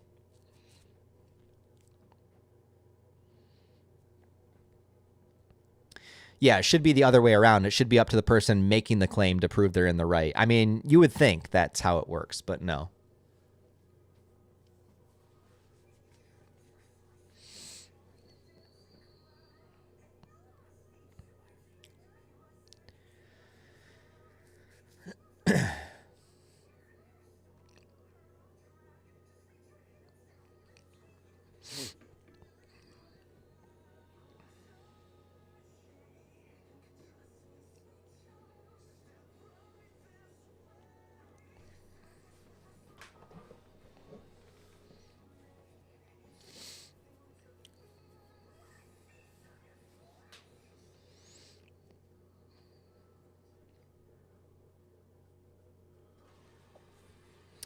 Send me your script. I'll read it by next week.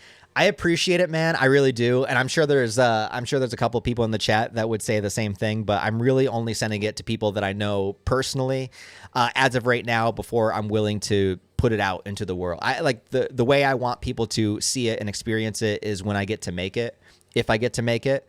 And so for right now, yeah, I'm only sharing it with people that I know on a personal level, but I do appreciate that, man. Thank you. And I know you guys would give me good feedback too. It's just as of right now, I got to keep it that way.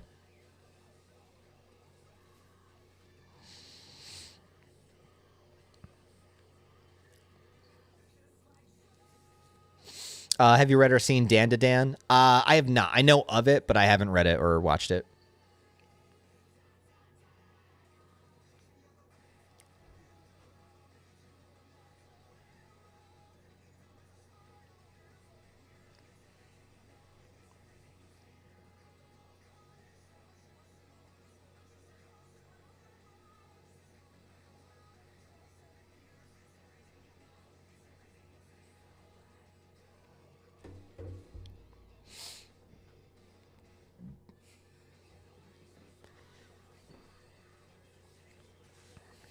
Will you ever try reading One Piece again?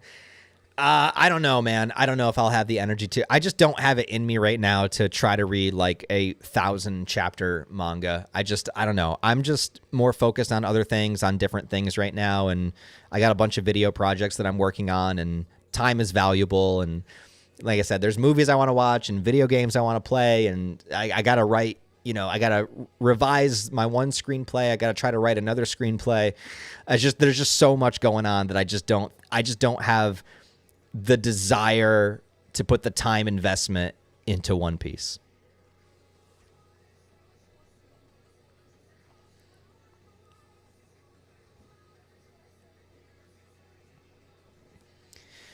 Did you see Ichigo versus Yusuke? I saw they were doing that, but I didn't watch it. No. I didn't get far enough into Bleach to know how powerful Ichigo gets. So obviously I want Yusuke to win because Yusuke is my boy. He's my guy, But I can't give an accurate assessment of how that fight would go because I didn't get far enough into Bleach to know like how strong he gets. But Yusuke gets pretty damn strong by the end of Yu Yu Hakusho.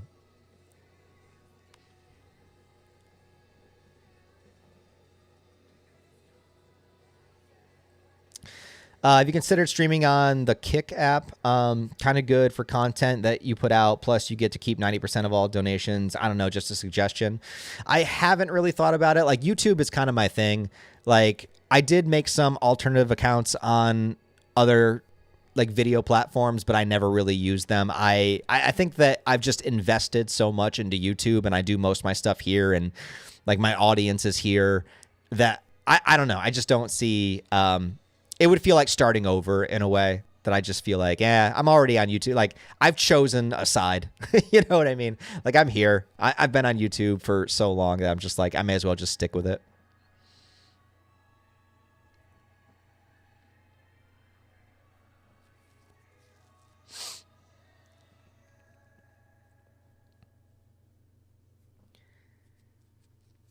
What manga is longer to read, Berserk or One Piece? I mean, definitely One Piece. Berserk has like, 370 chapters, and One Piece is like in the thousands.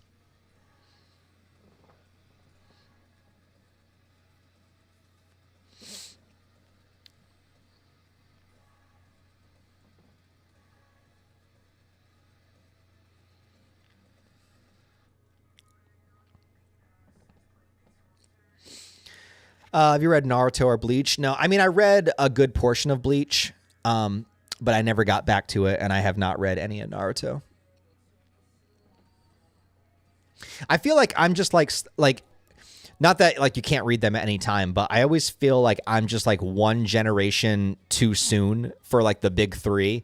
Like, because like I totally missed out on like the Naruto, Bleach, One Piece trend when they first came out. Like when they first came out and got really popular, I think in like the late 2000s or early 2010s, like I'm not exactly sure. It was like this transitional time in my life. It was like towards the end of my high school era and then going out into the real world. And then like I just kind of like stopped watching anime for a long time, not because I hated it or anything. I just like, because I was just like, it was like a new adventure in life. And so like, I just wasn't watching TV shows like I was like my era was more like I grew up on Dragon Ball and Rurouni Kenshin and Yu Yu Hakusho and, you know, Tenchi and Outlaw Star. And like, so like that era, that wave of anime.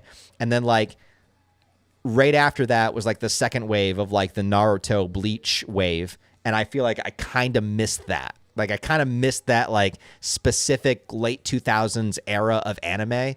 And like now it's been so long that like the idea of going back and like just like the daunting idea of like how much I need to consume to just be like on the same page as other people and like understanding like its cultural significance, you know, it's just like a lot. Like I don't know. It's just like a specific time period that I like missed out on. But now all these years later, it's sort of like everybody knows these shows so well. Like everybody knows Naruto, Bleach so well. And I don't, because I just like happened to miss it when they came out. So now it's just one of those things where it's like everyone talks about it and everyone knows it, but I feel so clueless, you know?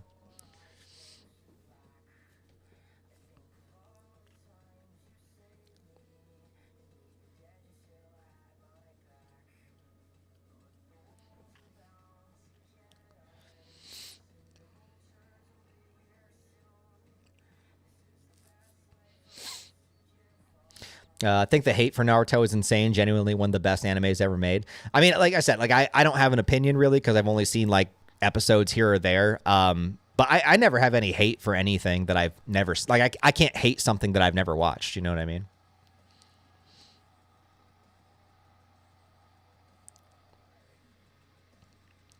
Hunter x Hunter was around the big three as well. Yeah, but I didn't get into Hunter x Hunter until the 2011 anime. So I didn't like. I didn't even really know about it when it was coming out, you know, around that same time. Like that, there was like a 90s version. Like I never saw it. I don't even know if it aired like on US television or who picked it up or not, because I never really knew. I didn't even know there was a 90s Hunter x Hunter until I watched the 2011 version. And then I was like, oh, wait, there's another version?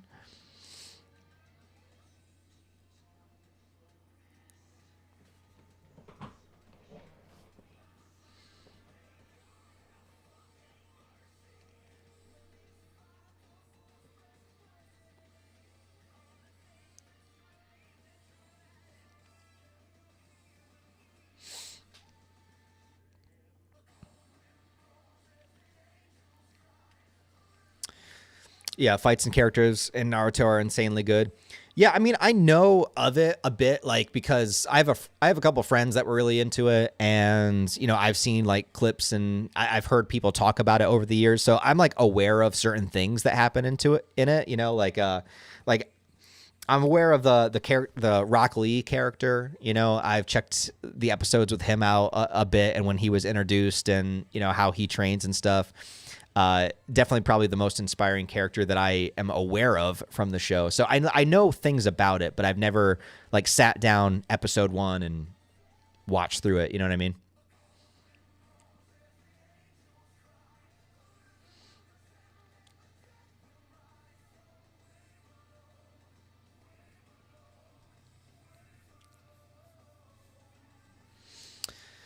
Yeah, would you ever consider giving those big animes you missed out a watch or review? Well, the thing is, like, yes. The problem just basically comes down to time and time investment. And I know, like, it sounds ridiculous, but it's just one of those things where some of these shows have so many episodes and so many arcs or so many chapters. And when, you know, I'm trying to, like, there's so many things that I want to check out. And I was talking about this earlier in the stream, like, because I love so many things, and there's so many things that I want to experience. Like I love anime, like I do, but I also love movies, and I love TV shows, and I like reading books, and I like reading American comics, and you know, I like I like playing video games. Now I'm like really into video games right now. Like it's dangerous, man. It's bad. It's like super addicting because when I was grinding really hard on my YouTube channel trying to build it up, like I didn't play I've talked about this before. Like I didn't play video games for like 8 years. Like I cut video games out of my life entirely because I just didn't have time, and I knew how addicted I get to them.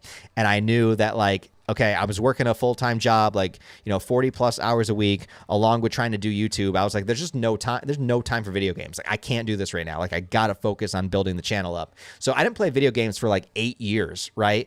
And so then when I finally got this PC built, and I could play video games again, I was like, okay, now not only do I have the games that are coming out now, but I have 8 years worth of games that I missed out on that I'm trying to catch up on. Like, literally throughout the last year, I played through like the new Dune games, never played those before. I played through the Resident Evil series.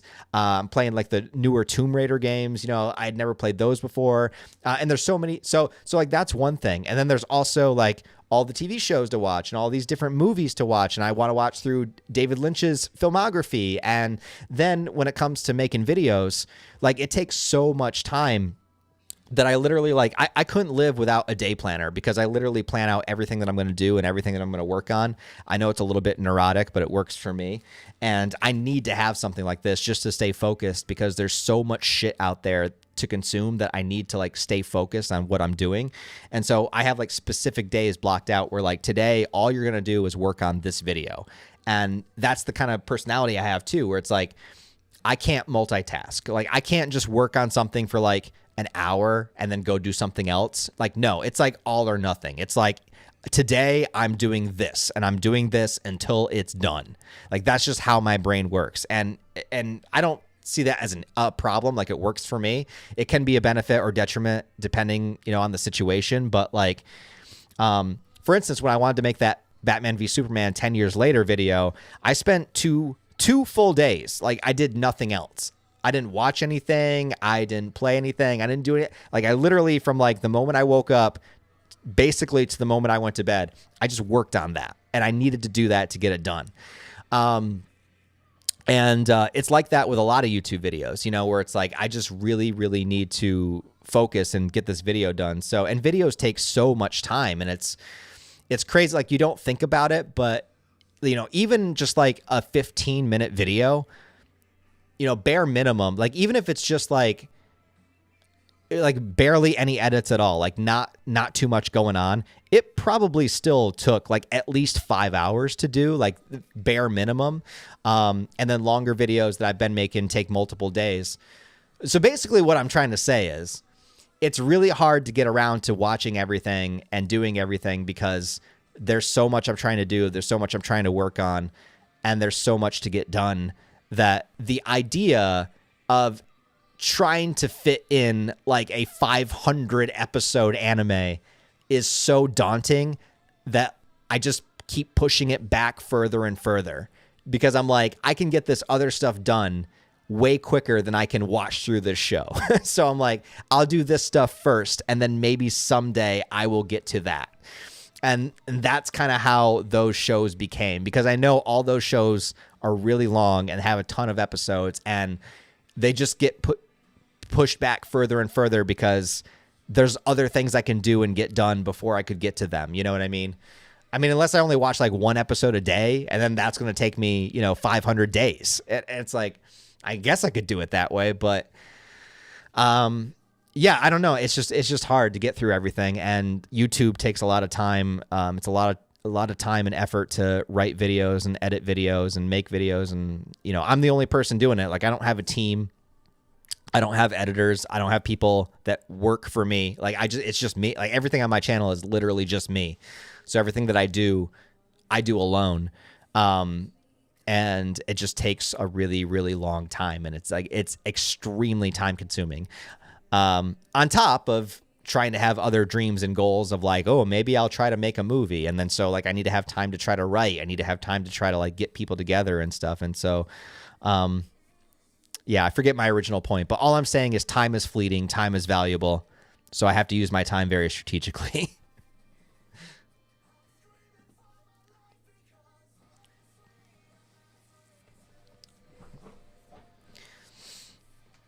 Don't tell me you've never seen Death Note either, brother. So I have watched Death Note, but I didn't see Death Note until like 5 or 6 years ago for the first time, because that was still kind of around that era of the anime that I missed. But that show is only like, what, 30 episodes? So that's not, I'm like, okay, 30 episodes, I can watch Death Note, you know? It's like, you have the other ones that are like hundreds, if not thousands of episodes. But then you got Death Note that's nice and short and sweet. And I was like, I can do that. Yes, I can do Death Note. 30 episodes, I got this. Or 35 or 40, however many it is. It's not that much.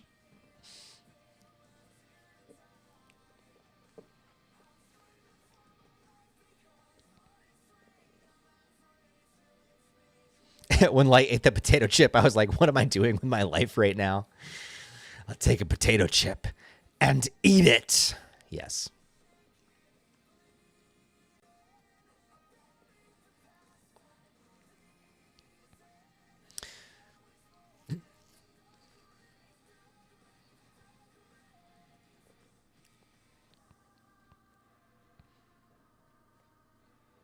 Bought Requiem. It required Windows 11. Refused to let go of Windows 10. Interesting. I didn't know that it required a Windows 11.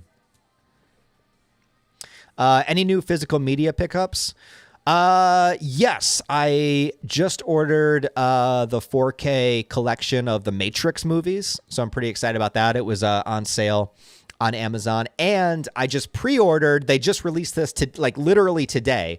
Arrow Video put out a list of the movies that they're putting out in June, and they have a 4K collection of the 1995 Mortal Kombat movie with Annihilation. So like, I didn't know they were going to include Annihilation with it. Like, I knew that Arrow was going to get a hold of Mortal Kombat, so I was holding out for it. I was like, all right, when Arrow releases the 4K Mortal Kombat movie from the 90s, I'm picking that shit up. They released the pre-order today, but it comes with Annihilation. And I was like, I guess I'll still get it, right? Like, not that I want or need Mortal Kombat Annihilation on 4K. That's kind of a ridiculous concept, but fuck it. Whatever. So I pre-ordered that today too. So that comes out in June. Pretty excited about that. But I think that's about it. I think that's about it for recent pickups. I haven't bought too many things recently.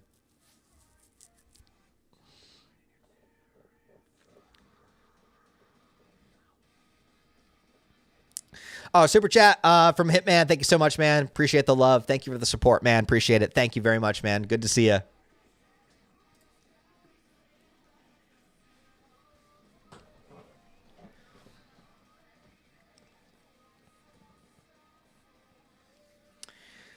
Have you ever watched the Guyver anime? It's pretty awesome. I think their episodes are up on YouTube somewhere. I've seen bits and pieces from it, and I've seen the live action Guyver movie. I remember that because a long time ago at the video store, they actually had that, and I rented it without, back then I didn't know what it was.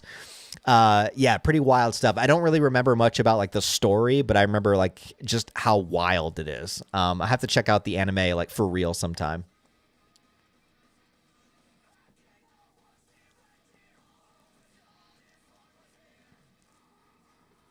Record of Ragnarok. I like Record of Ragnarok. I'm very, very behind on it, but I've enjoyed what I've read of it. The manga, not the anime. The anime is kind of trash, but the manga was cool.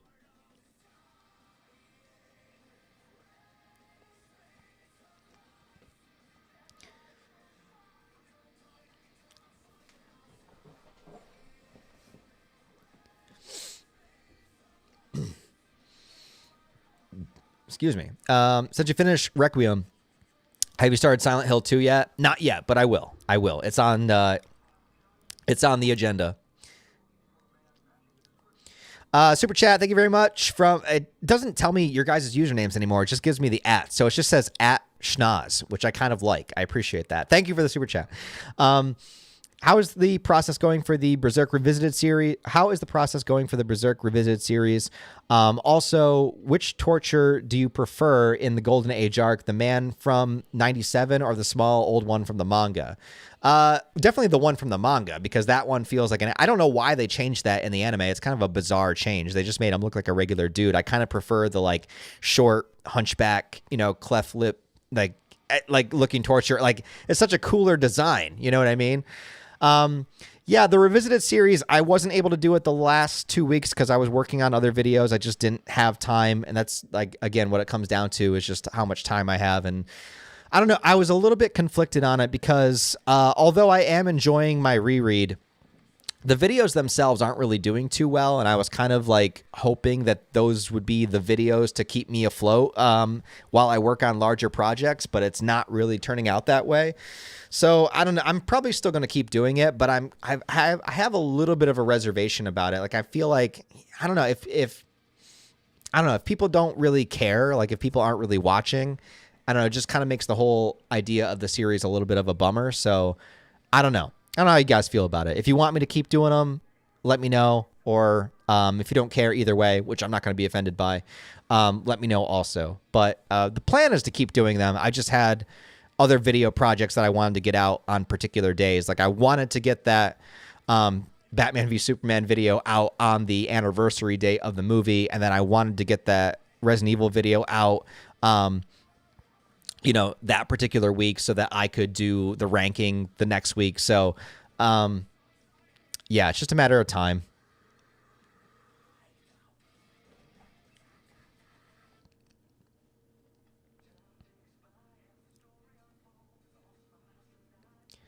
Just got an American Psycho VHS tape. Dude, that's badass, man.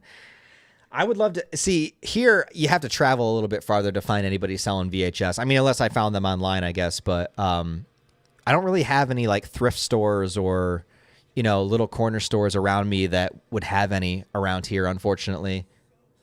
But there is a really cool store. It's about like 40 minutes away from me that usually has all that kind of stuff. They have like old comics and old VHS and old DVDs and stuff. And whenever I'm up in that area, like in that city, I always make sure that I check out that store because you can always find some unique stuff in there.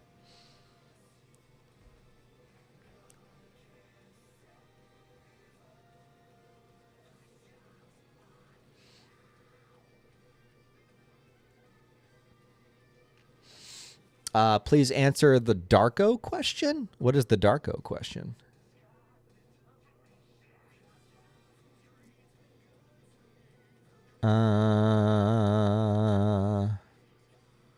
What is your honest opinion with a battle between Alucard and Femto? I always find it very difficult to figure out like battles that include God Hand members because we have not really seen the full extent of their abilities. A lot of that stuff that is just kind of like what we imagine them to be. I mean, we know that some of them have like reality warping abilities, like Void was able to create the portal when Skull Knight tried to strike him, or how Void was able to like just like grab the Terran dimension and then use it for his own purposes. So it's like, what does that mean? If a character can do something like that, what does that mean? But Alucard is like one of the most powerful characters that I've ever seen in any anime ever. I mean, he's basically like he's basically Dracula, spoiler, that has access to all of the souls of everybody that he's ever drank from throughout all of history. So he essentially has like armies, like hundreds of years of armies of people residing inside of his body that he can use as power. So it's like, that's insane. And so, but the God Hand is also insane. So I really don't know. I mean, I feel like the power of the God Hand is very much like outside of normal power scaling. Like it's very, what's the word I'm looking for? Like, not ethereal, but it's like abstract. Like their powers are very abstract. Like they warp reality and they warp time and they manipulate, fate and all of this stuff. Like it's very, very abstract. So it's hard to like put them against another character that has like defined powers, right? So it's difficult to say. I mean, I guess I would still give the edge to the God Hand or like Femto, I guess, because we just don't really know what they can do. And maybe what we've seen so far is only like a small like spoonful of what they're actually capable of. So, and I guess you could say like, okay, could Femto do something similar to what Alucard has done? And probably, yeah. But could Alucard do something similar to what we've seen Femto do? No. So I guess maybe I'd give the edge to Femto, but it's hard to say.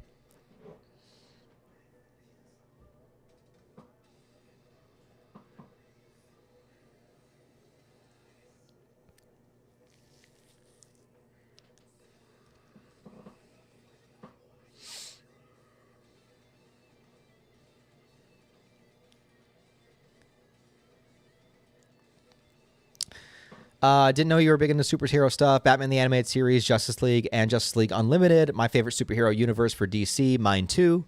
Hope that we get something like that someday. The new Superman was not it for me. I kind of agree. I'm not like deeply invested in superhero stuff, but obviously I grew up with it, right? Like I grew up reading comics. I have some comics behind me.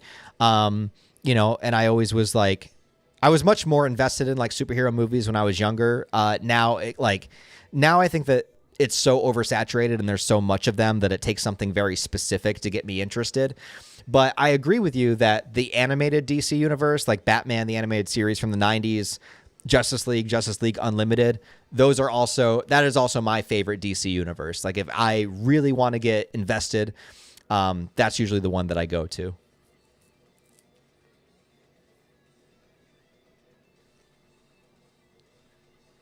Alucard versus Freddy. I don't know. Does Alucard have nightmares? I think he does. He probably doesn't have any control over his nightmares, but he also can probably just wake himself up whenever he wants to. Yeah, metaphysical. That's a little bit better of a word to use for how I view the God Hand's powers. Like it's very different than like traditional power scaling.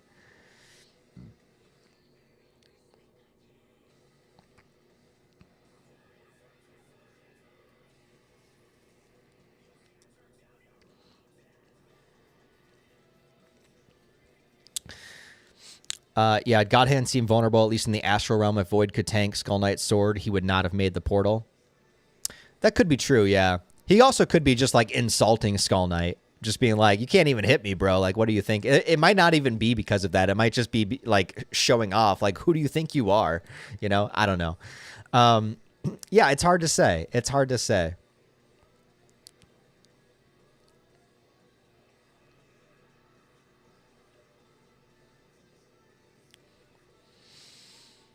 How awesome would a Drive Blade Runner 2049 double feature sound? I mean, that sounds awesome. That sounds like something I would do. 2049 is really long though, so that's like 2.5 hours, and then on top of Drive. I mean, I could still do it. If I dedicated myself, I could do it.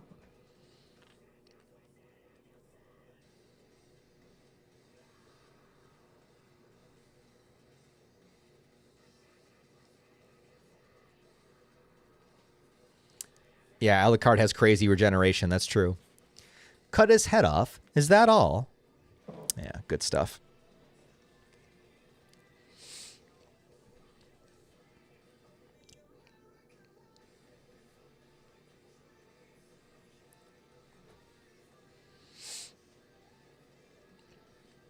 Any manga you plan on reading? Right now, I don't have anything on the horizon, no.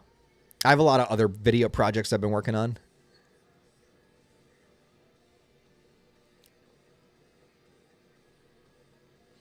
Excited for any Marvel or DC movies coming out this year? To be honest, I know this is weird, but probably the only one that I'm like actively curious about is Clayface, because I know they're making that like a rated R horror movie version of Clayface, like a body horror type movie, and I'm interested to see what they do with that. That sounds cool to me, and I like the story. If they do like Clayface, I don't know Clayface in the comics, but in the Batman animated series, he's an actor, you know, so it's kind of interesting that he becomes this like shape-shifting creature, but he can't really be himself, right? Like an actor would constantly take on all these different personas.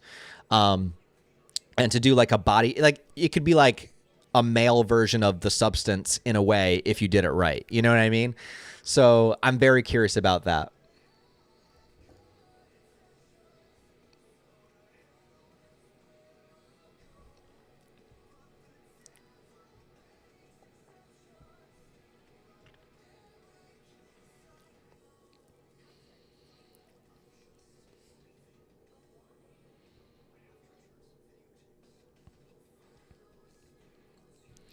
They're making another Lord of the Rings. Yeah, of course they are. They're also making another Harry Potter, apparently.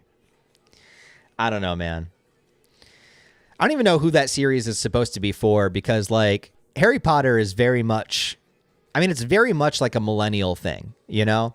So you would think if they're trying to do like a nostalgia bait for it, they would bring back the old cast or like do something different. But if they're just remaking the same story with different actors, I just don't see the point. You know, it just seems like I don't know, just like that. And then they're doing that live action Moana movie, which looks like total garbage. It's like, who is this for? Because like, you're not playing into nostalgia because it's not even that old yet, and you're not using anything about the original material that people liked or the original actors, or well, I guess you're using The Rock and Moana, but like, I just don't understand like who they're making these movies for. Like, I don't know. Does anybody into the Harry Potter movies actually care about the new show? Like, do you want to see the same exact story done again, just with different actors, and have to wait like 3 years in between each season when the movies came out like year after year?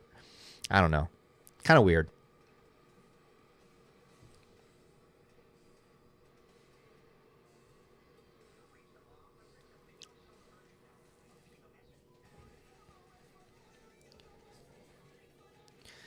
Oh, yeah. Did you hear about Bruce Campbell getting cancer? I did. I read his post and it broke my heart, man. I hope that he's able to, like, he doesn't go into specifics about it, at least not in the original post. So I don't know exactly what he has or how bad it is.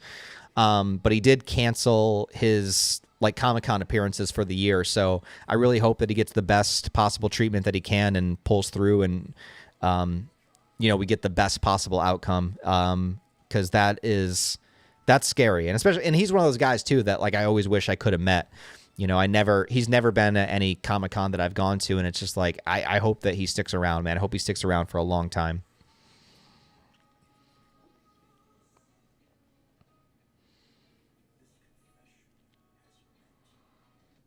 Could Ryan survive an encounter with Leatherface? Probably not. Probably not. The only scenario where I think I could is if I saw him coming and I could get a head start, because I'm pretty confident I could run faster than Leatherface, especially if he's carrying a chainsaw with him. But if I don't have anywhere to run, I'm screwed. I'm out. Like there's no, I got no chance unless I can run away. But if I see him, like if he's, he opens that sliding door and he's got to rev up that chainsaw, that's going to take at least a couple of seconds. And within that couple of seconds, I could already be out the door. I'm just going to book it as fast as possible. That's the only way I'm surviving Leatherface.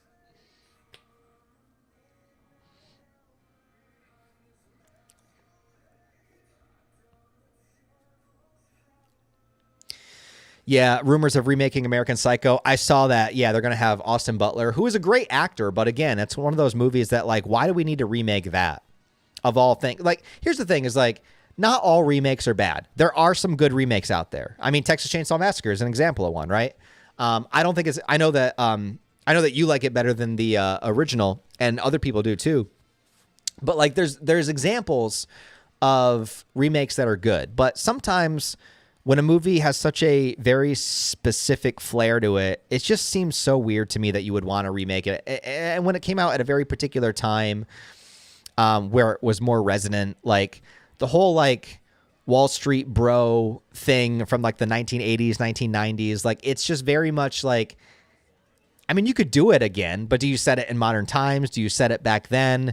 Like it just, Patrick Bateman in a world where there's like social media doesn't make sense to me. It just, and that ruins a lot of things for me. Like a lot of the ideas of remakes, the thing that ultimately ruins it for me is the fact that if you set it in modern day, all these characters are going to have like constant social media and internet access. And it just doesn't make sense for the story. Like, I don't feel like Patrick Bateman should exist in a world where there's social media, So they could set it back in the past again, sure. But it's like, I don't know. Like, we already did it perfect. Like we already did it great the first time.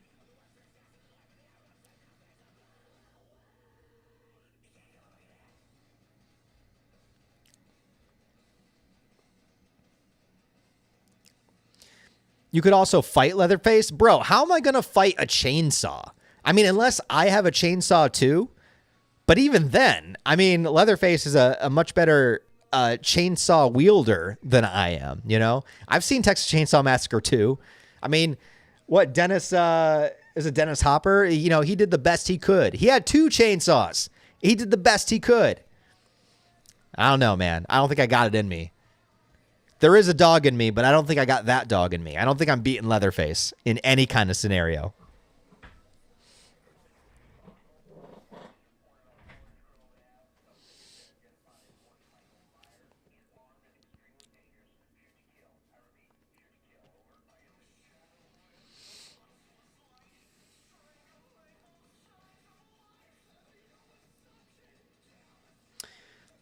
One does not simply make a good movie in 2026. I don't know. I think there are still good movies out there. I just think that you have to search to find them. Like, I thought 28 Years Later, The Bone Temple was good. I thought Send Help was good.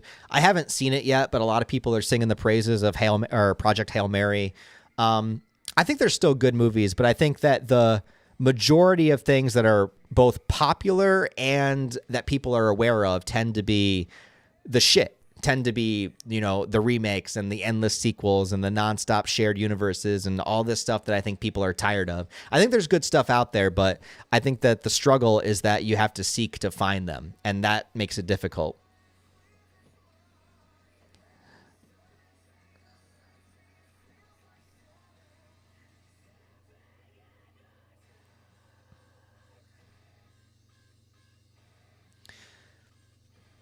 Yeah, people on social media can't even watch a 2-hour movie. Attention span is not there. That's also true and very scary to me.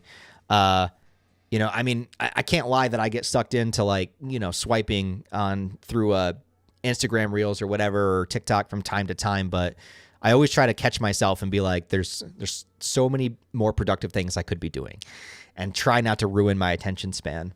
I actually find like my best days are days where I don't even look at my phone. You know, the days where I can put my phone down the most and just work and focus on other things are always the best. Like, I always feel better. I feel so much better on days where I barely look at my phone.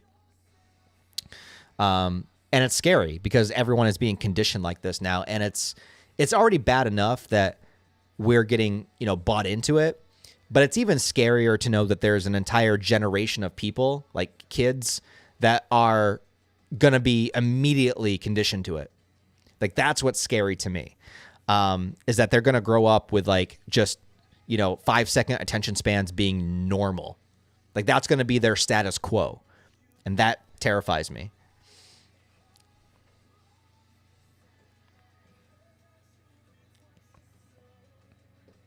Anyways, guys, I'm going to wrap up the stream probably in about 10 minutes or so, around like 7 p.m. my time. Just to let you guys know if you want to send in any kind of final questions, comments, or concerns.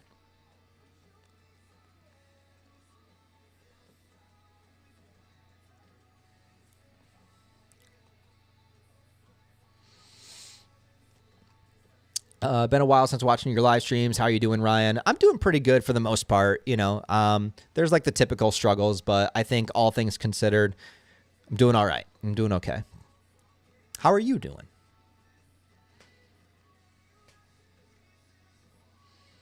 Saw it. I don't understand why it's so praised. Not Interstellar good, but it is good. Yeah, I want to check it out. I haven't been to the theater in a while, which I'm kind of upset about. I just haven't had a chance to go, but I might go see Project Hail Mary just because I've been seeing a lot of positivity about it, and I do like Ryan Gosling, so.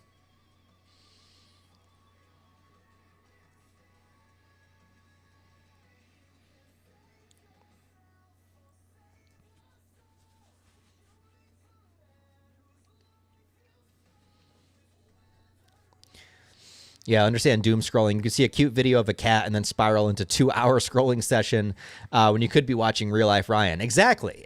You could be watching a 6.5-hour Friday the 13th video from Real Life Ryan, and instead you're wasting your time with TikTok. How dare you? No. I mean, that's what I think when I you know, it boggles my mind how many of these like streamer people are super. The irony, I know that I'm currently streaming, but I don't consider myself I'm not a streamer. I'm just a YouTube person, guy, thing, man. I don't know what I am, but you know, it's like people spend so much time watching all of this drama of like all these like ridiculous streamers when it's like, you know, you could be spending your time literally watching like all these classic 80s horror movies or something. Like, there's just so much better things you could be doing than just watching random streamers as you currently watch a person streaming. The irony is not lost on me. I don't know, man. I don't know. It's crazy. Do a workout after the stream. Thank you for streaming. I would like to do a workout stream. I think that would be cool, but the problem is just recording in the gym. I think that it's like super awkward to do. I've always wanted to have my own home gym, in which case I would do it. But yeah, without that, no. And I went to the gym earlier today, so I'm already exhausted from it. I'm not going to double up.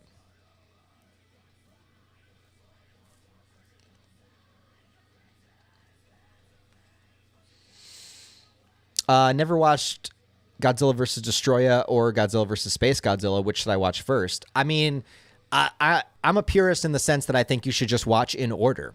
So if you're watching the Heisei Godzilla movies, you know, you would be watching Godzilla vs. Space Godzilla and then immediately after Godzilla vs. Destroya. I think Godzilla vs. Destroya is a way better movie. If you're asking which one that I prefer, definitely Destroya.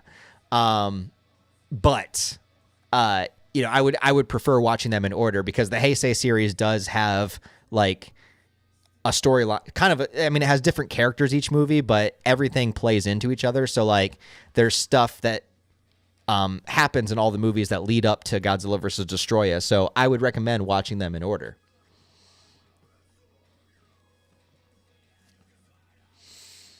Super chat, thank you from JJ Starking. Guts versus 10 Claymores. Oh man. I mean, are we talking Guts with the Berserker armor? Because if so, I think he has a solid chance. But 10 is a lot, and they are all extremely powerful and skilled, and 10 is a lot. I mean, I know Guts is the 100-man slayer, but like the Claymores are, you know, they're legit. So it's not like just not like regular soldiers. I'm only giving it to him if he has the Berserker armor, honestly. Other than that, I love you, Guts, but I don't know, man. I don't know. That's a rough one.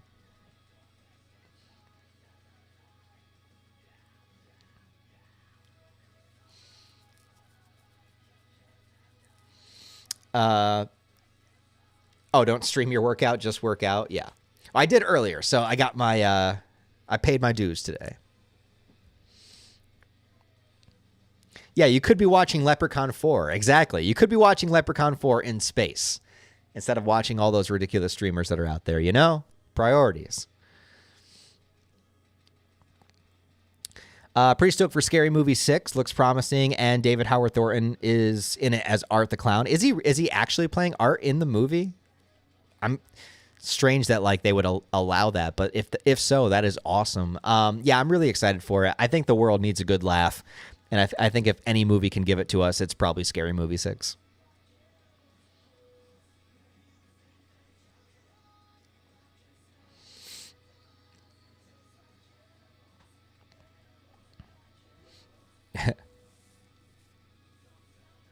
I've only seen Biollante.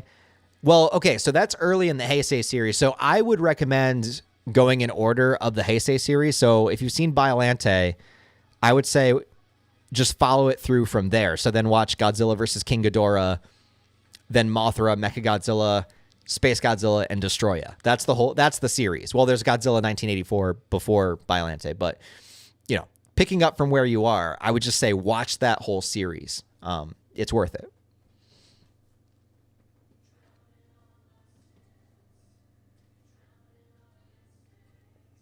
Check out Blade Runner.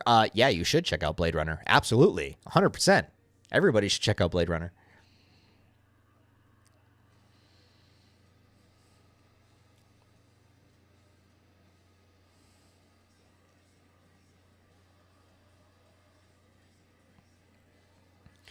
I should make a top 100 movies video. I have made that, actually. I've actually changed my mind on some of those movies since then, but I did make one. When I first made a Letterboxd, I had it on there, and I had that on Letterboxd for a while, but I'm trying to rework it a little bit. I've kind of changed my mind on a few things.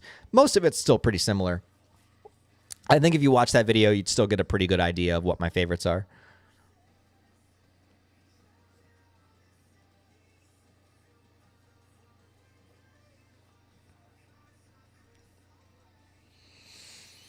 You think Del Toro is an overrated director? Interesting.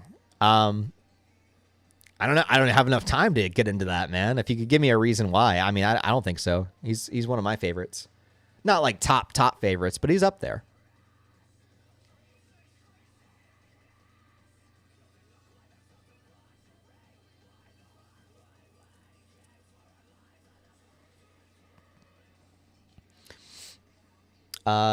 Devin, thank you for the super chat, man. Thank you. Thanks for the advice, King. I'm going to zill out tonight. Hell yes.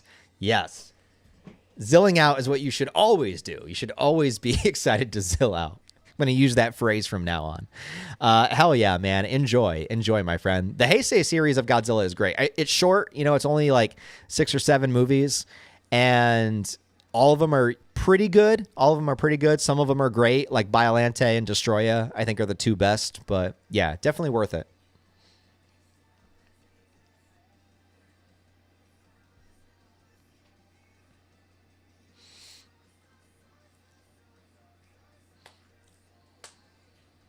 Have you seen Prisoners? Yes, I have. Really great movie.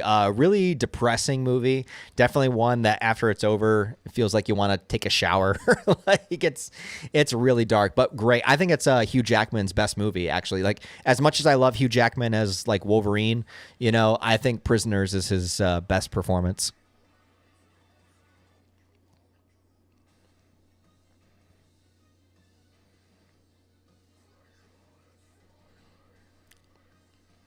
Sylvia by Gojira. That's a good song. Best Gojira song? I don't know best, but I love their the Flying Whales album. So like Backbone and Heaviest Matter in the Universe, like those songs. And the album they did after that too. The Way of All Flesh. Those are my 2 favorite Gojira albums.